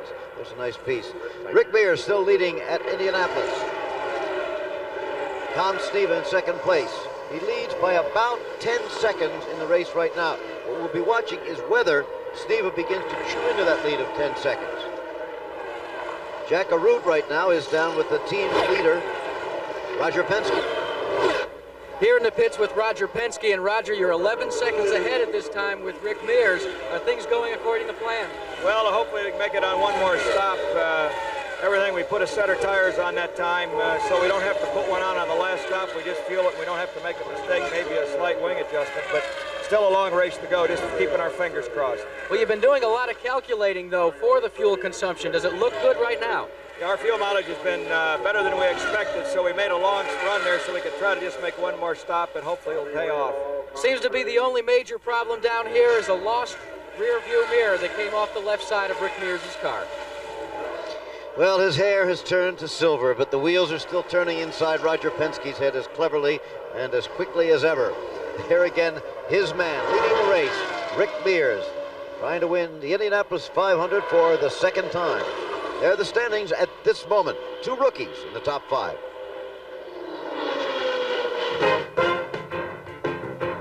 During the war years of 1917-1918, the Indianapolis Motor Speedway was used as an aviation repair depot and landing field for military planes. And still Rick Mears leads. We're at about the 149 lap mark of this scheduled 200 lap race, 500 miles here on this 2.5 mile race course. So there's still a bit of a ways to go. Quarter of the race still to go. Bill Fleming right now is down with Tyler Alexander, the crew chief for Tom Sneva. Let's get into that. Tyler, we just heard a report from Roger Penske over in Rick Mears' pit that they're 11 seconds ahead of you, but you seem to be gaining a little bit. How many pit stops do you have to go? Well, we have one pit stop, and at the moment my watch just said that we're 8.5 seconds behind Mears, and the car's not handling very well. So Tom is talking to me on the radio about some things that we maybe should change on the next pit stop. So we have quite a conversation going, so I'm sorry that I haven't got time to chat to you some more. Very good, thank you.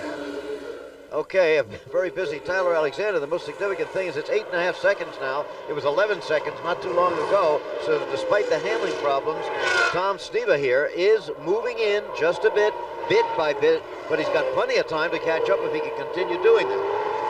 Oh yeah, there's plenty of race left here, and I must admit, I'm moving forward on the edge of my seat. You have that feeling? I do have that feeling, I think yes. we might be headed for a showdown. Again, the relationship between the two cars on the race course, shorter than it was before. There's the possibility of some rain. Look! Up a spin. That is Roberto Guerrero, the rookie who's been running so well, but he's under control. He didn't hit it, and he didn't stall it, Jim. What a beautiful job. He didn't stall it. These cars always stall when they spin. To avoid stalling, you have to whip your foot in on the clutch. You see what I mean? Yep. And he did that. That's incredible presence of mind. And I must say, you know, in Formula One, when the turns are slower, they're more apt. Here, of course, Sneva coming in now that there's a yellow out.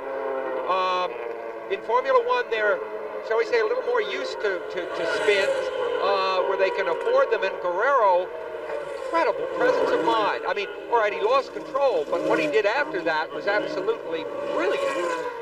I mean, you know, I think so many other people would have wound up in the wall there without any idea why. Comparatively young in the sport, the young man from Colombia. But here is Sneva in the pits. Remember, that was his crew chief, Bill Fleming was talking to just a minute ago. Now Tom back out again, another efficient pit stop by the Teddy Mare crew. Well, the things Tyler spoke of trying to change, they did, of course, make the tires. Here comes the leader. Mears. Changing the rear tires, Jim, as you well know, means changing the handling of the car, because the tires these days are not quite the same diameter. No two are quite the same. So you change the tires and you get a little bit different handling combination. Okay, and there goes Mears back out again. I think it's time now to check in with Jackie Stewart periodically. We're now at the three-quarter mark of the race. Oh, look at that. And here he is. Before this yellow came out right now, we had quite a spectacular set of circumstances. We had 3 rookies in the top 6. A.J. Foyt had entered the top 10. The Penske Panthers were roaming again with Rick Mears very much in control, it looked at this stage. Mears very controlled. He's been the quiet man of the month here at Indianapolis. Everyone's been paying more attention to Andretti, to the young Charger, so to speak, and Mears has been sneaking up on them all and finds himself in a very good position. Tom Sneva still can't be counted out. Remarkable that the Tyler Alexander, Teddy Mayer team should have the 2 cars that they have entered, fastest and second fastest at the start, and certainly Tom Sneva is not out of this motor race yet. They're still in contention. Now let's look at the order. Rick Mears is leading the race. Tom Sneva in second spot. Al Unser Sr. is in third position. And Al Holbert, who incidentally Sam Posey forecast to finish 4th in this race, he's up to 4th position. That's good. Michael Andretti's in 5th position. Danny and Gaius, Guerrero, Rahal, and A.J. Foyt is in 9th position. 10th position, Howdy Holmes. And now cars out of the race. Brabham, Fittipaldi, Gelhausen, they've all gone out. Of course, Patrick Bedard's that horrific accident. And Danny Sullivan, the aftermath of that accident, he broke a wheel and damaged the car. Ganassi had electrical problems. He's out. Derek Daly has a difficult month of May with handling, and that's been the problem today for him. Bettenhausen. Gordon Johncock, of course, crashed in 103. He's retired from the race. Fabi, and the oldest man in the race, Dick Simon, he's retired from the race. Johnny Rutherford, winning this race 3 times in the past. He's had a very difficult month of May, even qualifying, so he's retired. Al Unser Jr. retired. Kevin Cogan in the only All-American car of Dan Gurney's with a stock block engine. He's retired. Pancho Carter, he's out also. Scott Brayton with transmission went out in 1 lap of 150. Then the leader's average speed is 162.965 miles per hour. We've had 4 yellow flags, and we're still under the yellow here, and we'll be back after this commercial. Continue it does, and here is Mario Andretti, number 3, into the pits. Look at the front wing. He's had an incident on the course, getting out of the car. It looks like the bad luck that has dogged him for the past 15 years here, since he won the race in 1969, has got him again. Jim, I saw Mario sitting out by the swimming pool the other day. He had his swimming trunks on. He had his cooler sitting by him with his wife. Here comes that incident. Now a replay as he's coming into the pits. Yeah, Jose Lagarza in front of him, is it? Yes, Garza in the white car. Yeah, you see, coming Mears in is and clear. there. Yeah, there Mario it is. couldn't avoid him. No, he couldn't. That's a shame. I was going to say he was sitting by the pool, and he was all ready to go, except there was no water in the pool. Has that kind of luck at Indianapolis. Bill Fleming is down with a saddened Mario Andretti. Doggone it, Mario, here you are again, and we have to do an interview under unhappy circumstances, but what happened? Garza just was, all of a sudden just decided to duck in the pits, and apparently, I don't know if he knew where he was going or what, because it looked like he was in the last pit. He was going to stop. Garza? Yeah, it looked like he was going to get out of the way, then all of a sudden he pulled in the fast lane. I couldn't stop, I just hit him. Mario, you were running about 400 revs slower than anybody else, and I think Darrell was concerned about that. He talked to us about it earlier. Any idea what that problem was? I had a broken exhaust pipe. And that would cause that, just a decrease in RPM, huh? Losing all the Hey, power. listen, let me just ask you one question about this start. How did you feel looking over there at Michael? Well, he was looking good. He's still looking good. So, hope he brings home the bacon. Okay, Mario. Okay, Mario Andretti out of it again at Indy. There is the co-owner of his team, Paul Newman.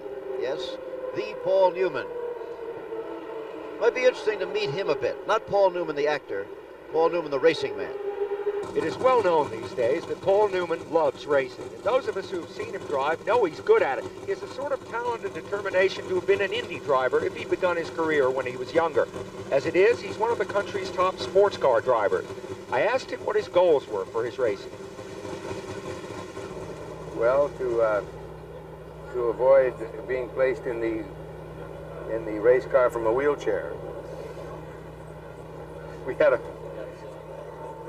the Datsun that we're racing. I'm racing with a fellow named Jimmy Fitzgerald, who is older than I am, and so we thought it would be a lot of fun to go to Geritol and see if we could get some sponsorship. You know, the oldest living racers. And I called the fellow who was supposed to make these arrangements, and he said, "You're not going to believe this." I said, "What is it?" He said, "They've decided that they're going for a younger market, and you're too old. So you know that when you're too old for Geritol, you're really old." This would not be a race which Paul would win, but although he claims he races only to win, it is obvious that driving, whatever the result, seems to have contributed to his extraordinary youthful energy. I asked if it might have helped his acting, too. Well,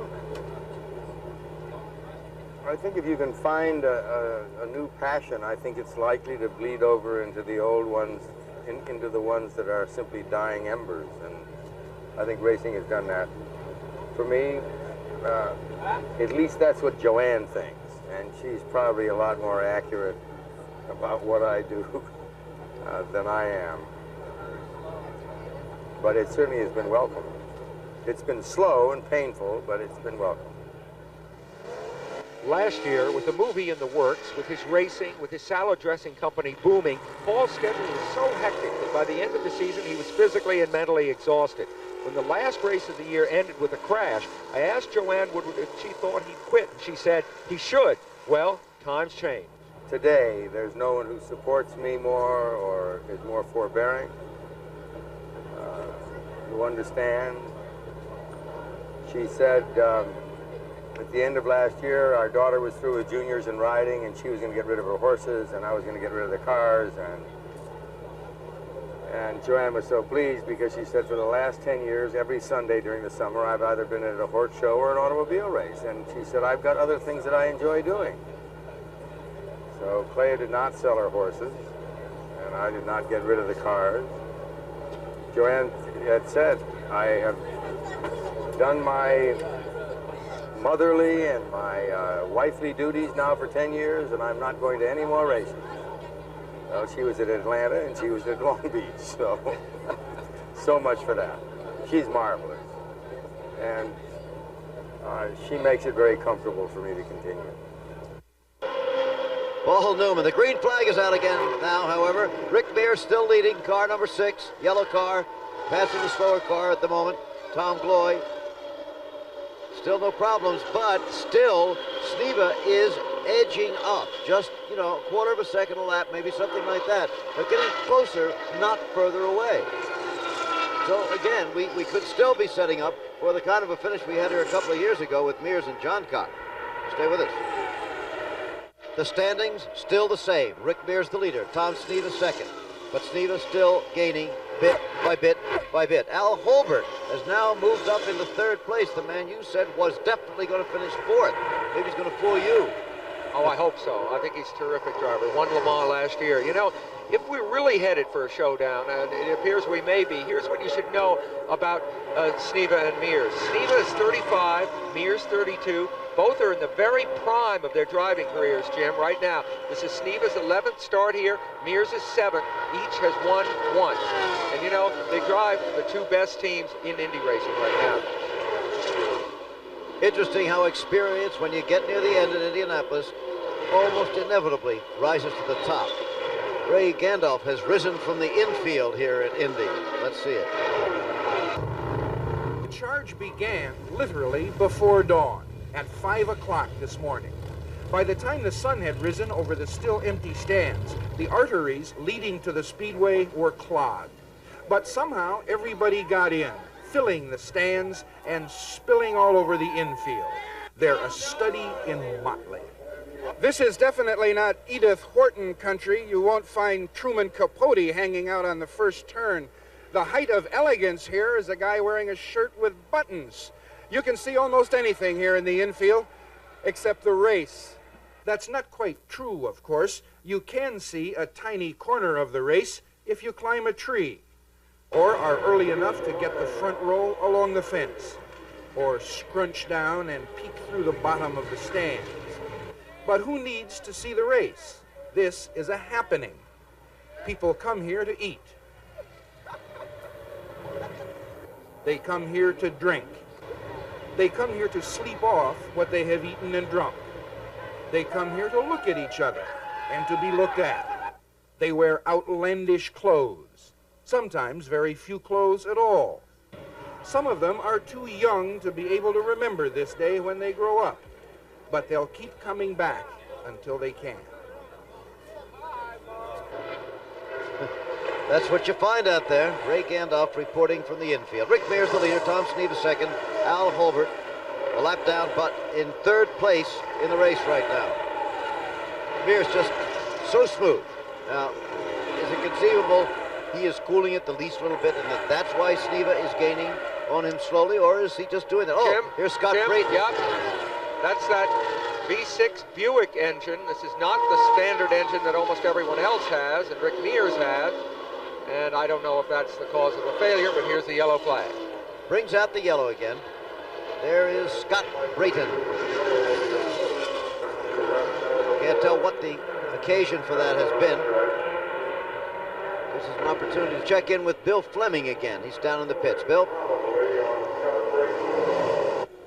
Here's something I think that is extremely interesting. On the same number of pit stops, Rick Mears has spent 4 minutes and 21 seconds off the course. Tom Sneva, 4:49. So there's a difference of 28 seconds there, and yet they're only about 8 seconds apart on the course. This, of course, indicates that Tom Sneva is the faster car right now. You keep your eye on Mears. If he dashes in, you come right in with him. That was Tyler Alexander. We're able to listen in on the radio. He was talking to Tom Sneva and said, Tom, if Mears ducks into the pit, you come right in with him. Interesting. Yeah, they mean to cover Mears's moves the way you would cover another boat in a tacking duel in the America's Cup, something like that. Tyler Alexander, extremely experienced crew chief. And so Sneva, of course, himself trying to work out what should be done. Let's see if we can pick something up again. We need about 3 more laps, Tom, on the yellow before we dare stop to try to make it to the end. You think we can go 30 into the green? That's Alexander. Yeah. Yes, I think we can make 30 under the green. It may run out of fuel on the last lap, but I think we can make 30. Well, it's going to be close. If they can make 30 laps on the green, they're now on lap 167. They wouldn't quite do it if the green came out now. No, they might be able to stretch their mileage if Sneva was able to lay out of the throttle a little bit in draft, but I don't think they could also lead that way. Boy, this is very, very interesting. Yeah. Cerebral stuff right here in Indianapolis. We're still under the yellow. There's Tyler Alexander in the corner and his car with Tom Sneva on the racetrack. Still under the yellow, and each lap under the yellow gives them a better chance of being able to... Oh, something was wrong with the car. Some sparks came out the back of the car. Tyler, of course, has no idea about that at this point. I don't know whether they just ran over something or what. Yeah, he may very well have. Let's see if we can listen in on them again. There's Tyler. Hold it. He's coming in. He's got something wrong with the car, he says. This is the moment he knows. What's the matter with it? What won't run? Going green. Can't hear. They said they're going in, Philly. We're going to go. Something wrong with it. Something is broke in the back of the car. We're about to go green. There is the green out, and you heard it. Something is broken in the back of Tom Sneva's car. There's Sneva now. Yep, coming in at the top of the pit lane. That must have been that flash, that brief flash of fire we saw at the back. Sparks. Just as we thought, it was shaping up for an incredible battle. He comes in with a good head of steam, though, Jim. Yeah. But he was just in position to get into that trophy dash, that dash to the finish with Rick Mears. If he could have made it on fuel, and he was very close to being able to make it, Okay, but it's all over now. They're just going through the motions. I mean, the engine obviously is all right. Wasn't a fun. Look, the crewman is pointing to the back there, a suspension member or something indicating, like that. Forget about it. Yeah, forget about it. They didn't need to top it up with fuel, that's for sure. Incredible how quickly this happened. Go ahead. Jim, just as this epic duel appeared to be shaping up, it's over. Yep. Sneva, the man who won the race last year, trying to become the first repeat winner since Al Unser in 1970 and 71, has failed in that quest after some beautiful virtuoso race driving here this afternoon. He drove just beautifully today.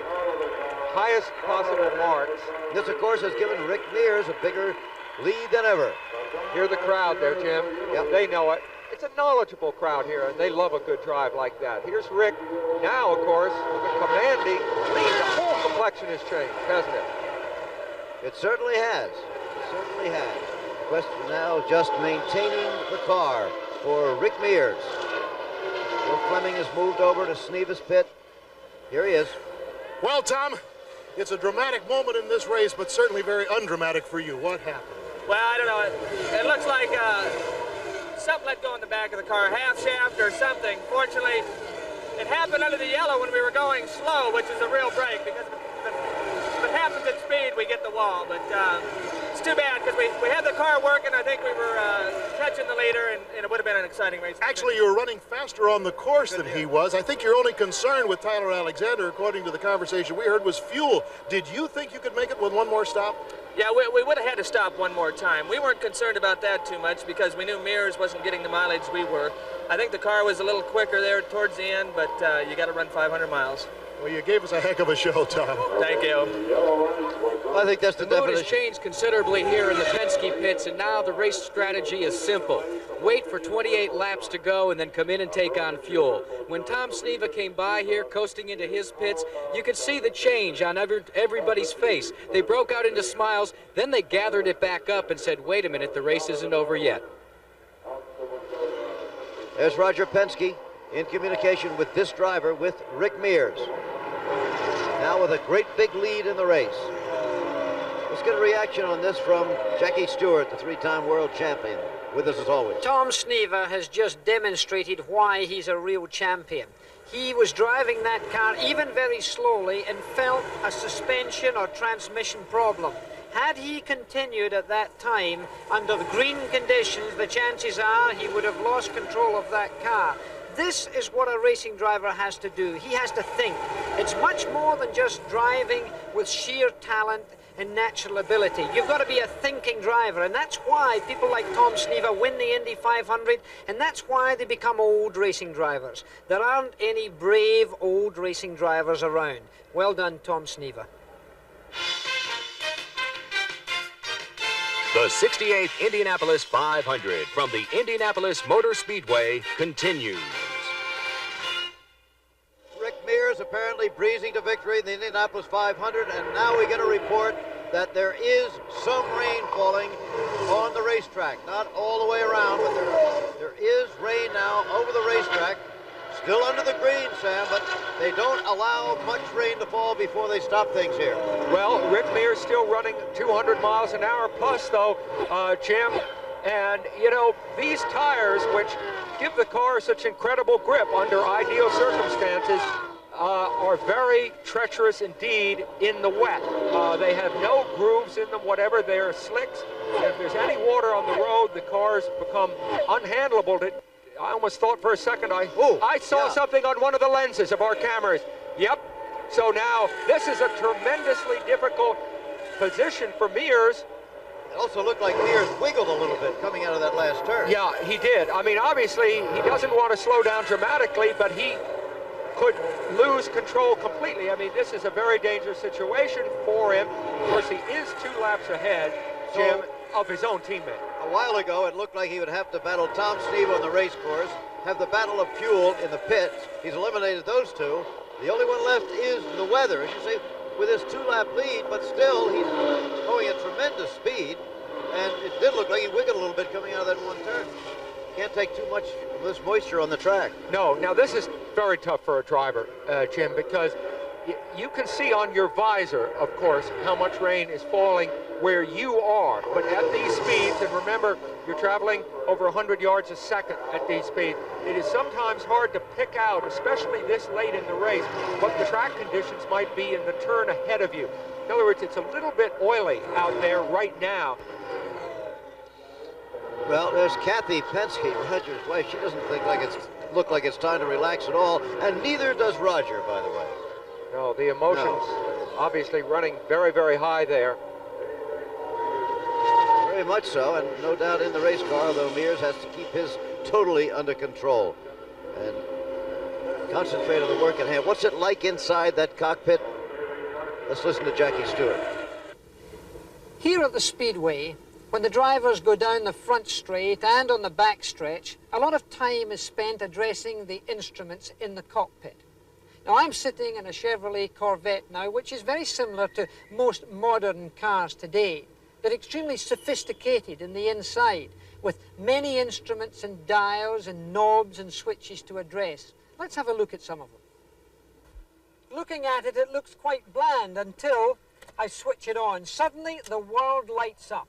And when I start the engine up, suddenly we get movement as well as color. We have analog, which means there's movement here of the rev counter, and a digital readout of the speed of the engine. But the whole dashboard itself, in fact, is a bizarre range of colors and shapes and switches and dials. Can you imagine addressing turn 1 at 215 miles an hour and having to read all of this? By comparison, the instrument panel in Al Unser's race car is stark. The steering wheel, much, much smaller, but the driver can see all of the instruments through the spokes of his steering wheel. And another difference, there are switches on the steering wheel. Here, the kill switch. If an emergency occurs, he can switch electricity off, and by pressing this button, be in two-way conversation with his pit crew. Another big difference is this steering wheel comes off. In the case of an emergency, the driver is allowed out of the car much faster. The instrument in the center of the panel is the rev counter. That's to say the engine speed. The dial on the left is for the water and oil temperature. The orange needle is oil temperature. The white needle indicates water temperature. This is the turbo boost dial. That needle will go up to the indicated yellow mark during the race. Instead of having an oil pressure gauge, we have a red warning light that will only come on when there is low oil pressure or trouble. The same applies to fuel pressure. That will only come on if there's little or no fuel left and it's not being picked up. This here, this little button, is just to check if all of those lights are working correctly. And if the driver wants no lights, he can switch this off and it cancels those too. Finally, the panic button. If the car goes on fire, the driver presses this, and fire extinguishing fluid comes all around the cockpit, allowing him time to get out. So as you can see, there's a considerable difference between the cockpit of a street car and the cockpit of a racing car. The race driver has much less to look at and much less to do. We in our street cars have got to have much more instrumentation, many more controls. For the race driver, those simply wouldn't be possible in the interests of safety and concentration.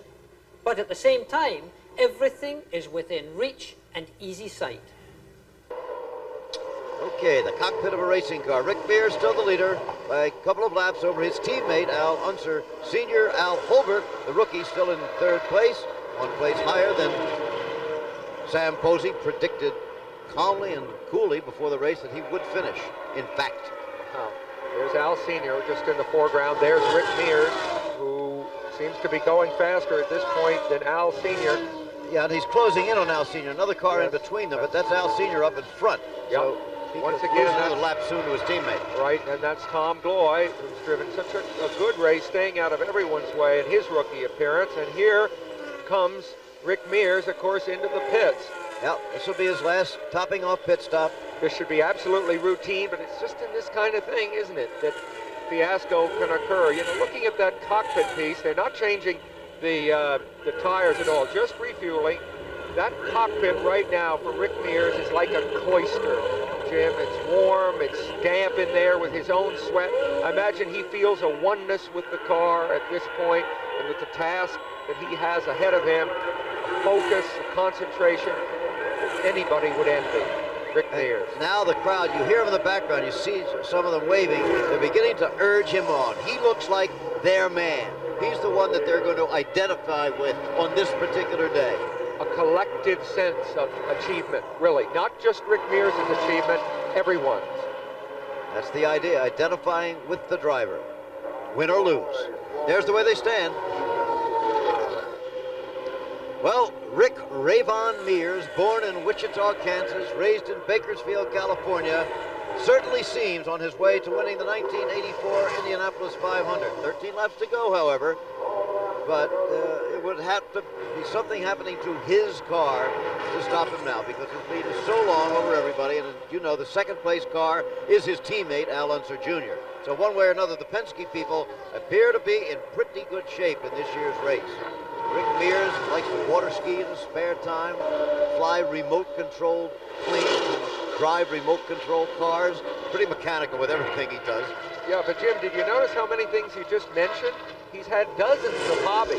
Oh, yeah. Says none of them hold his interest for very long. Yeah. Only racing holds his interest, and I think you can see why. But by the way, his latest toy, if you can call it that, is a radio-controlled helicopter that he bought just a couple of days before. Rick, incidentally, makes a point of keeping to himself on the morning of the race. He stays in the Speedway Motel, where I do as well, and he stayed there very late this morning, having breakfast there with his girlfriend. There's Roger Penske. Squirming nervously. Yeah. Of course, he can't work off the tension. No. Rick Mears is busy. I mean, his heart rate in that car, even though he's relatively relaxed, is probably triple what it would ordinarily be. And the physical effort has been kind of measured approximately as about what it would be if you were chopping wood. Isn't that funny? Because he just seems to be sitting there. Still. Yeah, but there's really a lot more to it than that. Even though the movement of the circumference of the wheel is very, very small. At age 32, Mears has driven 84 IndyCar races. Not at Indy, but IndyCar type races. So the experience is there. He's having the kind of victory, Jim, you're interested in horses. Remember Secretariat? Yeah. The Belmont Stakes? Secretariat by 31 in the Belmont. That's right. Hope one of mine can do the same soon.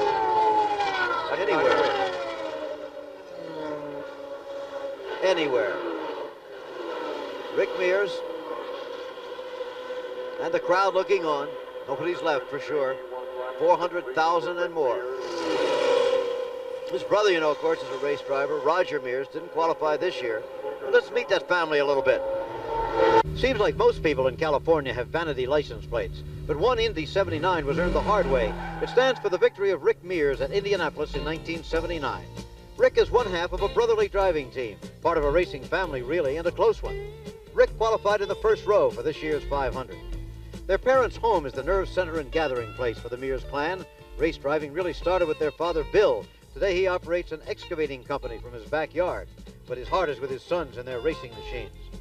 This was Bill Mears and his race car as a teenager back in Kansas, a far cry from Rick and Roger's sophisticated equipment of today. As their faces and haircuts matured with the times, Rick and Roger Mears grew up. Racing was never far from their minds. Their sister admires what her brothers have done, but she doesn't want to be a passenger on their bandwagon. I went for one ride with Roger on a motorcycle, and I will never get on a motorcycle with him. He really scared me. Oh, I hid a few times and shut the curtains when things like that were going on. You know, I think, I don't want to look at that anymore. I was kind of always messing around, getting in trouble, you know, for one thing. It seemed like I always got caught at everything. He never did. I was a little sneakier than he was. Roger is the older brother by 4.5 years. He came to Indy later than his little brother, making his first appearance in 1982. Unfortunately, he did not make the race this year. He started racing in go-karts, then motorcycles, then stock cars. But off-road racing brought him his greatest success. First in dune buggies, then bigger four-wheel drive vehicles. Rick first tagged along, then joined his brother in off-road racing. At one stretch, between the two of them, they won 20 of 27 main events in sprint buggy competition. In the rugged world of off-road, Rick developed a philosophy that serves him well at Indy. To finish first, you must first finish. He came to the Speedway in 1978, was named Co-Rookie of the Year, The next year came his great victory, starting on the pole, then winning the race. It's quite a family, all right. Whatever the occasion, whatever the terrain, the Mears gang will find something to ride on. And that goes for Mom and Dad as well as the brothers. Roger and his wife Carol have 2 sons. The youngest, Casey, already racing on dirt bikes. Racing tends to become a family tradition. Brothers like the Mears and the Unsers, fathers and sons like the Bettenhausens, Vukoviches, Parsons, Unsers, and Andrettis. But none seems to have more plain fun out of the speed business than the Mears family of Bakersfield, California. Rick talked about it. As far as any other brother teams go, I don't think there's any other brother teams in it like we are. No. Any others we've seen have been farther apart in the racing from each other, and they're as far apart from each other as they are from the rest of the teams, or, you know, the other drivers. Where we've always been very, very close, and we've enjoyed racing with each other, and we've been racing against each other and with each other since day one, and we've grown up with it, and we're closer, I think, than any other brother team's going.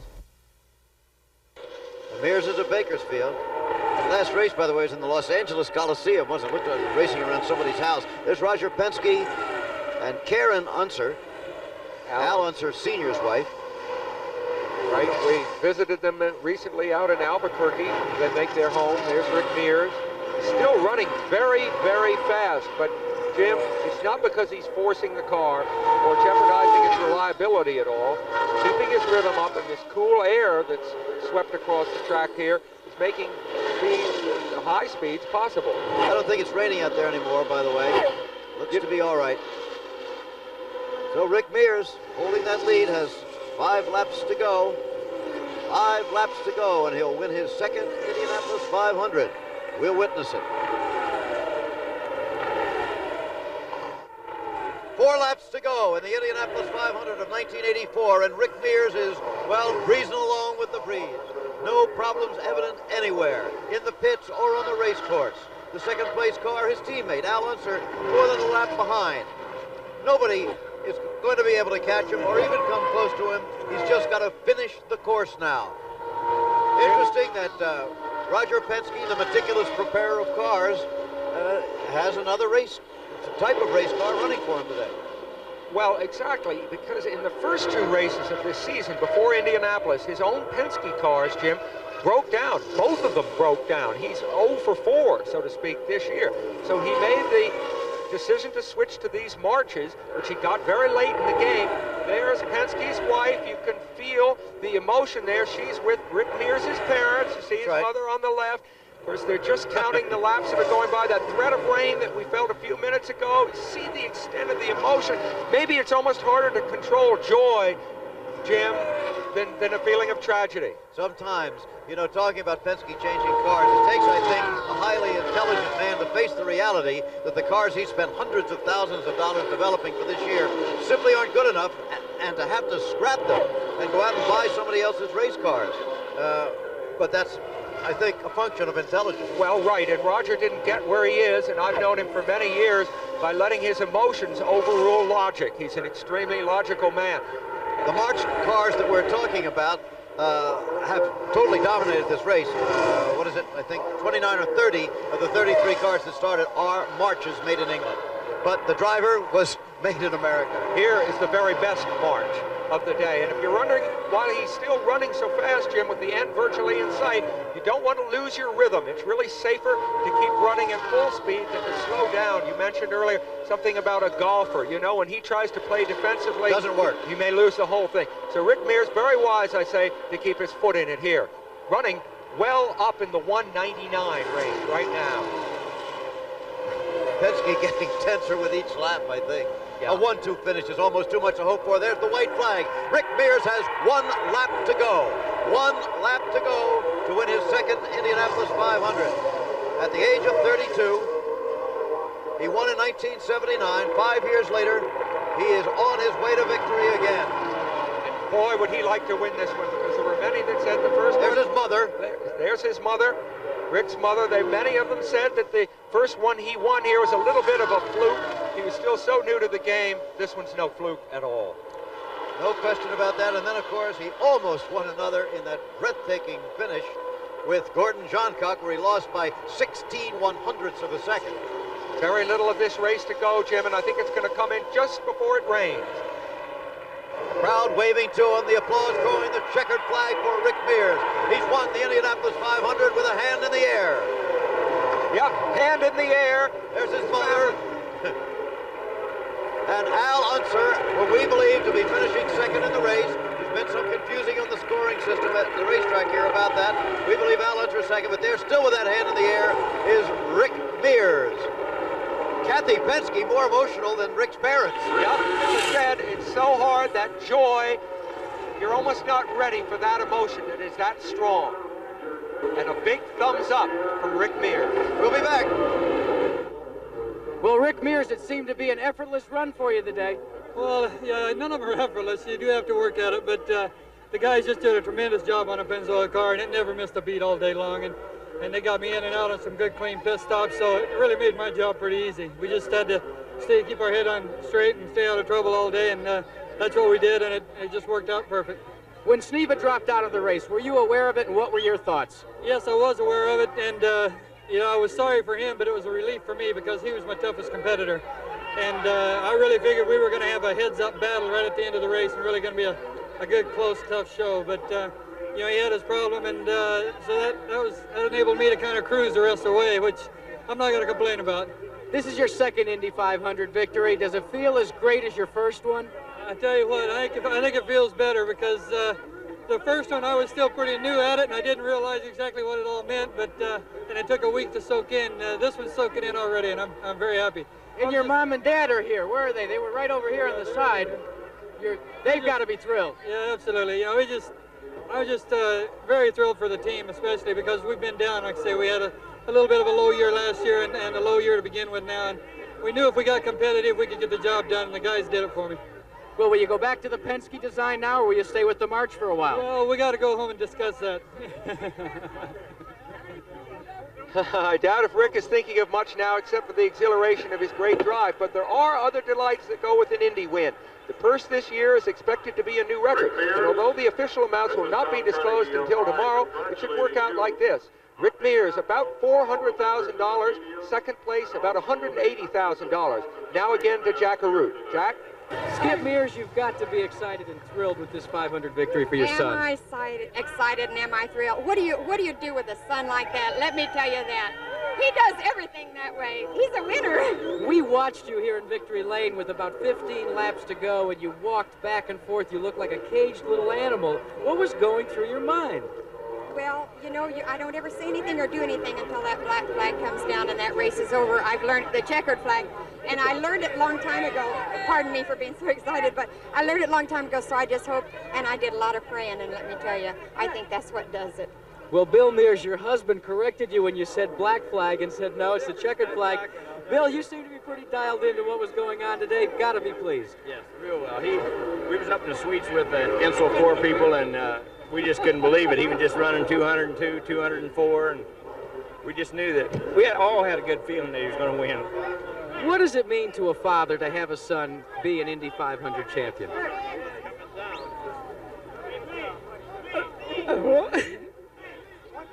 Just emotions, too tough to describe. A former driver yourself, Bill.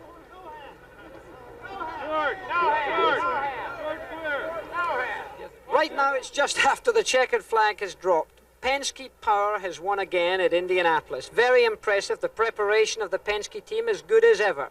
After 2 failures in the early part of this season, he made a very courageous choice. He put away cars of his own name on them and brought out the March cars. They've won this race, the world's most important race, and they've won it with a great driver. Rick Mears drove with the calm, the calculation of a man of enormous experience. He was quiet for the month of May. Everyone else was getting a boost, but he was confident. He's come through today with a car that really handled well. It could drive almost anywhere on the racetrack, but it was his experience and knowledge that brought it in to win. There were 3 rookies, however, in the top 5. That's always very nice for me to see new blood coming along, but it's also correct to see experience actually winning. Roberto Guerrero, for me, was incredibly efficient. He came in after his spin. He went out, he didn't like the way the car was handling. He came in to get it checked, just to be sure, and went out again to finish up top there. He also stalled his engine, incidentally, through inexperience perhaps in one of his pit stops. A.J. Foyt, finished 6th, terrific. Al Unser Jr., tremendous. Michael Andretti, tremendous. Great to look for the future. Pat Bedard, by the way, as I speak to you right now, is in Methodist Hospital. He's got a fractured jaw.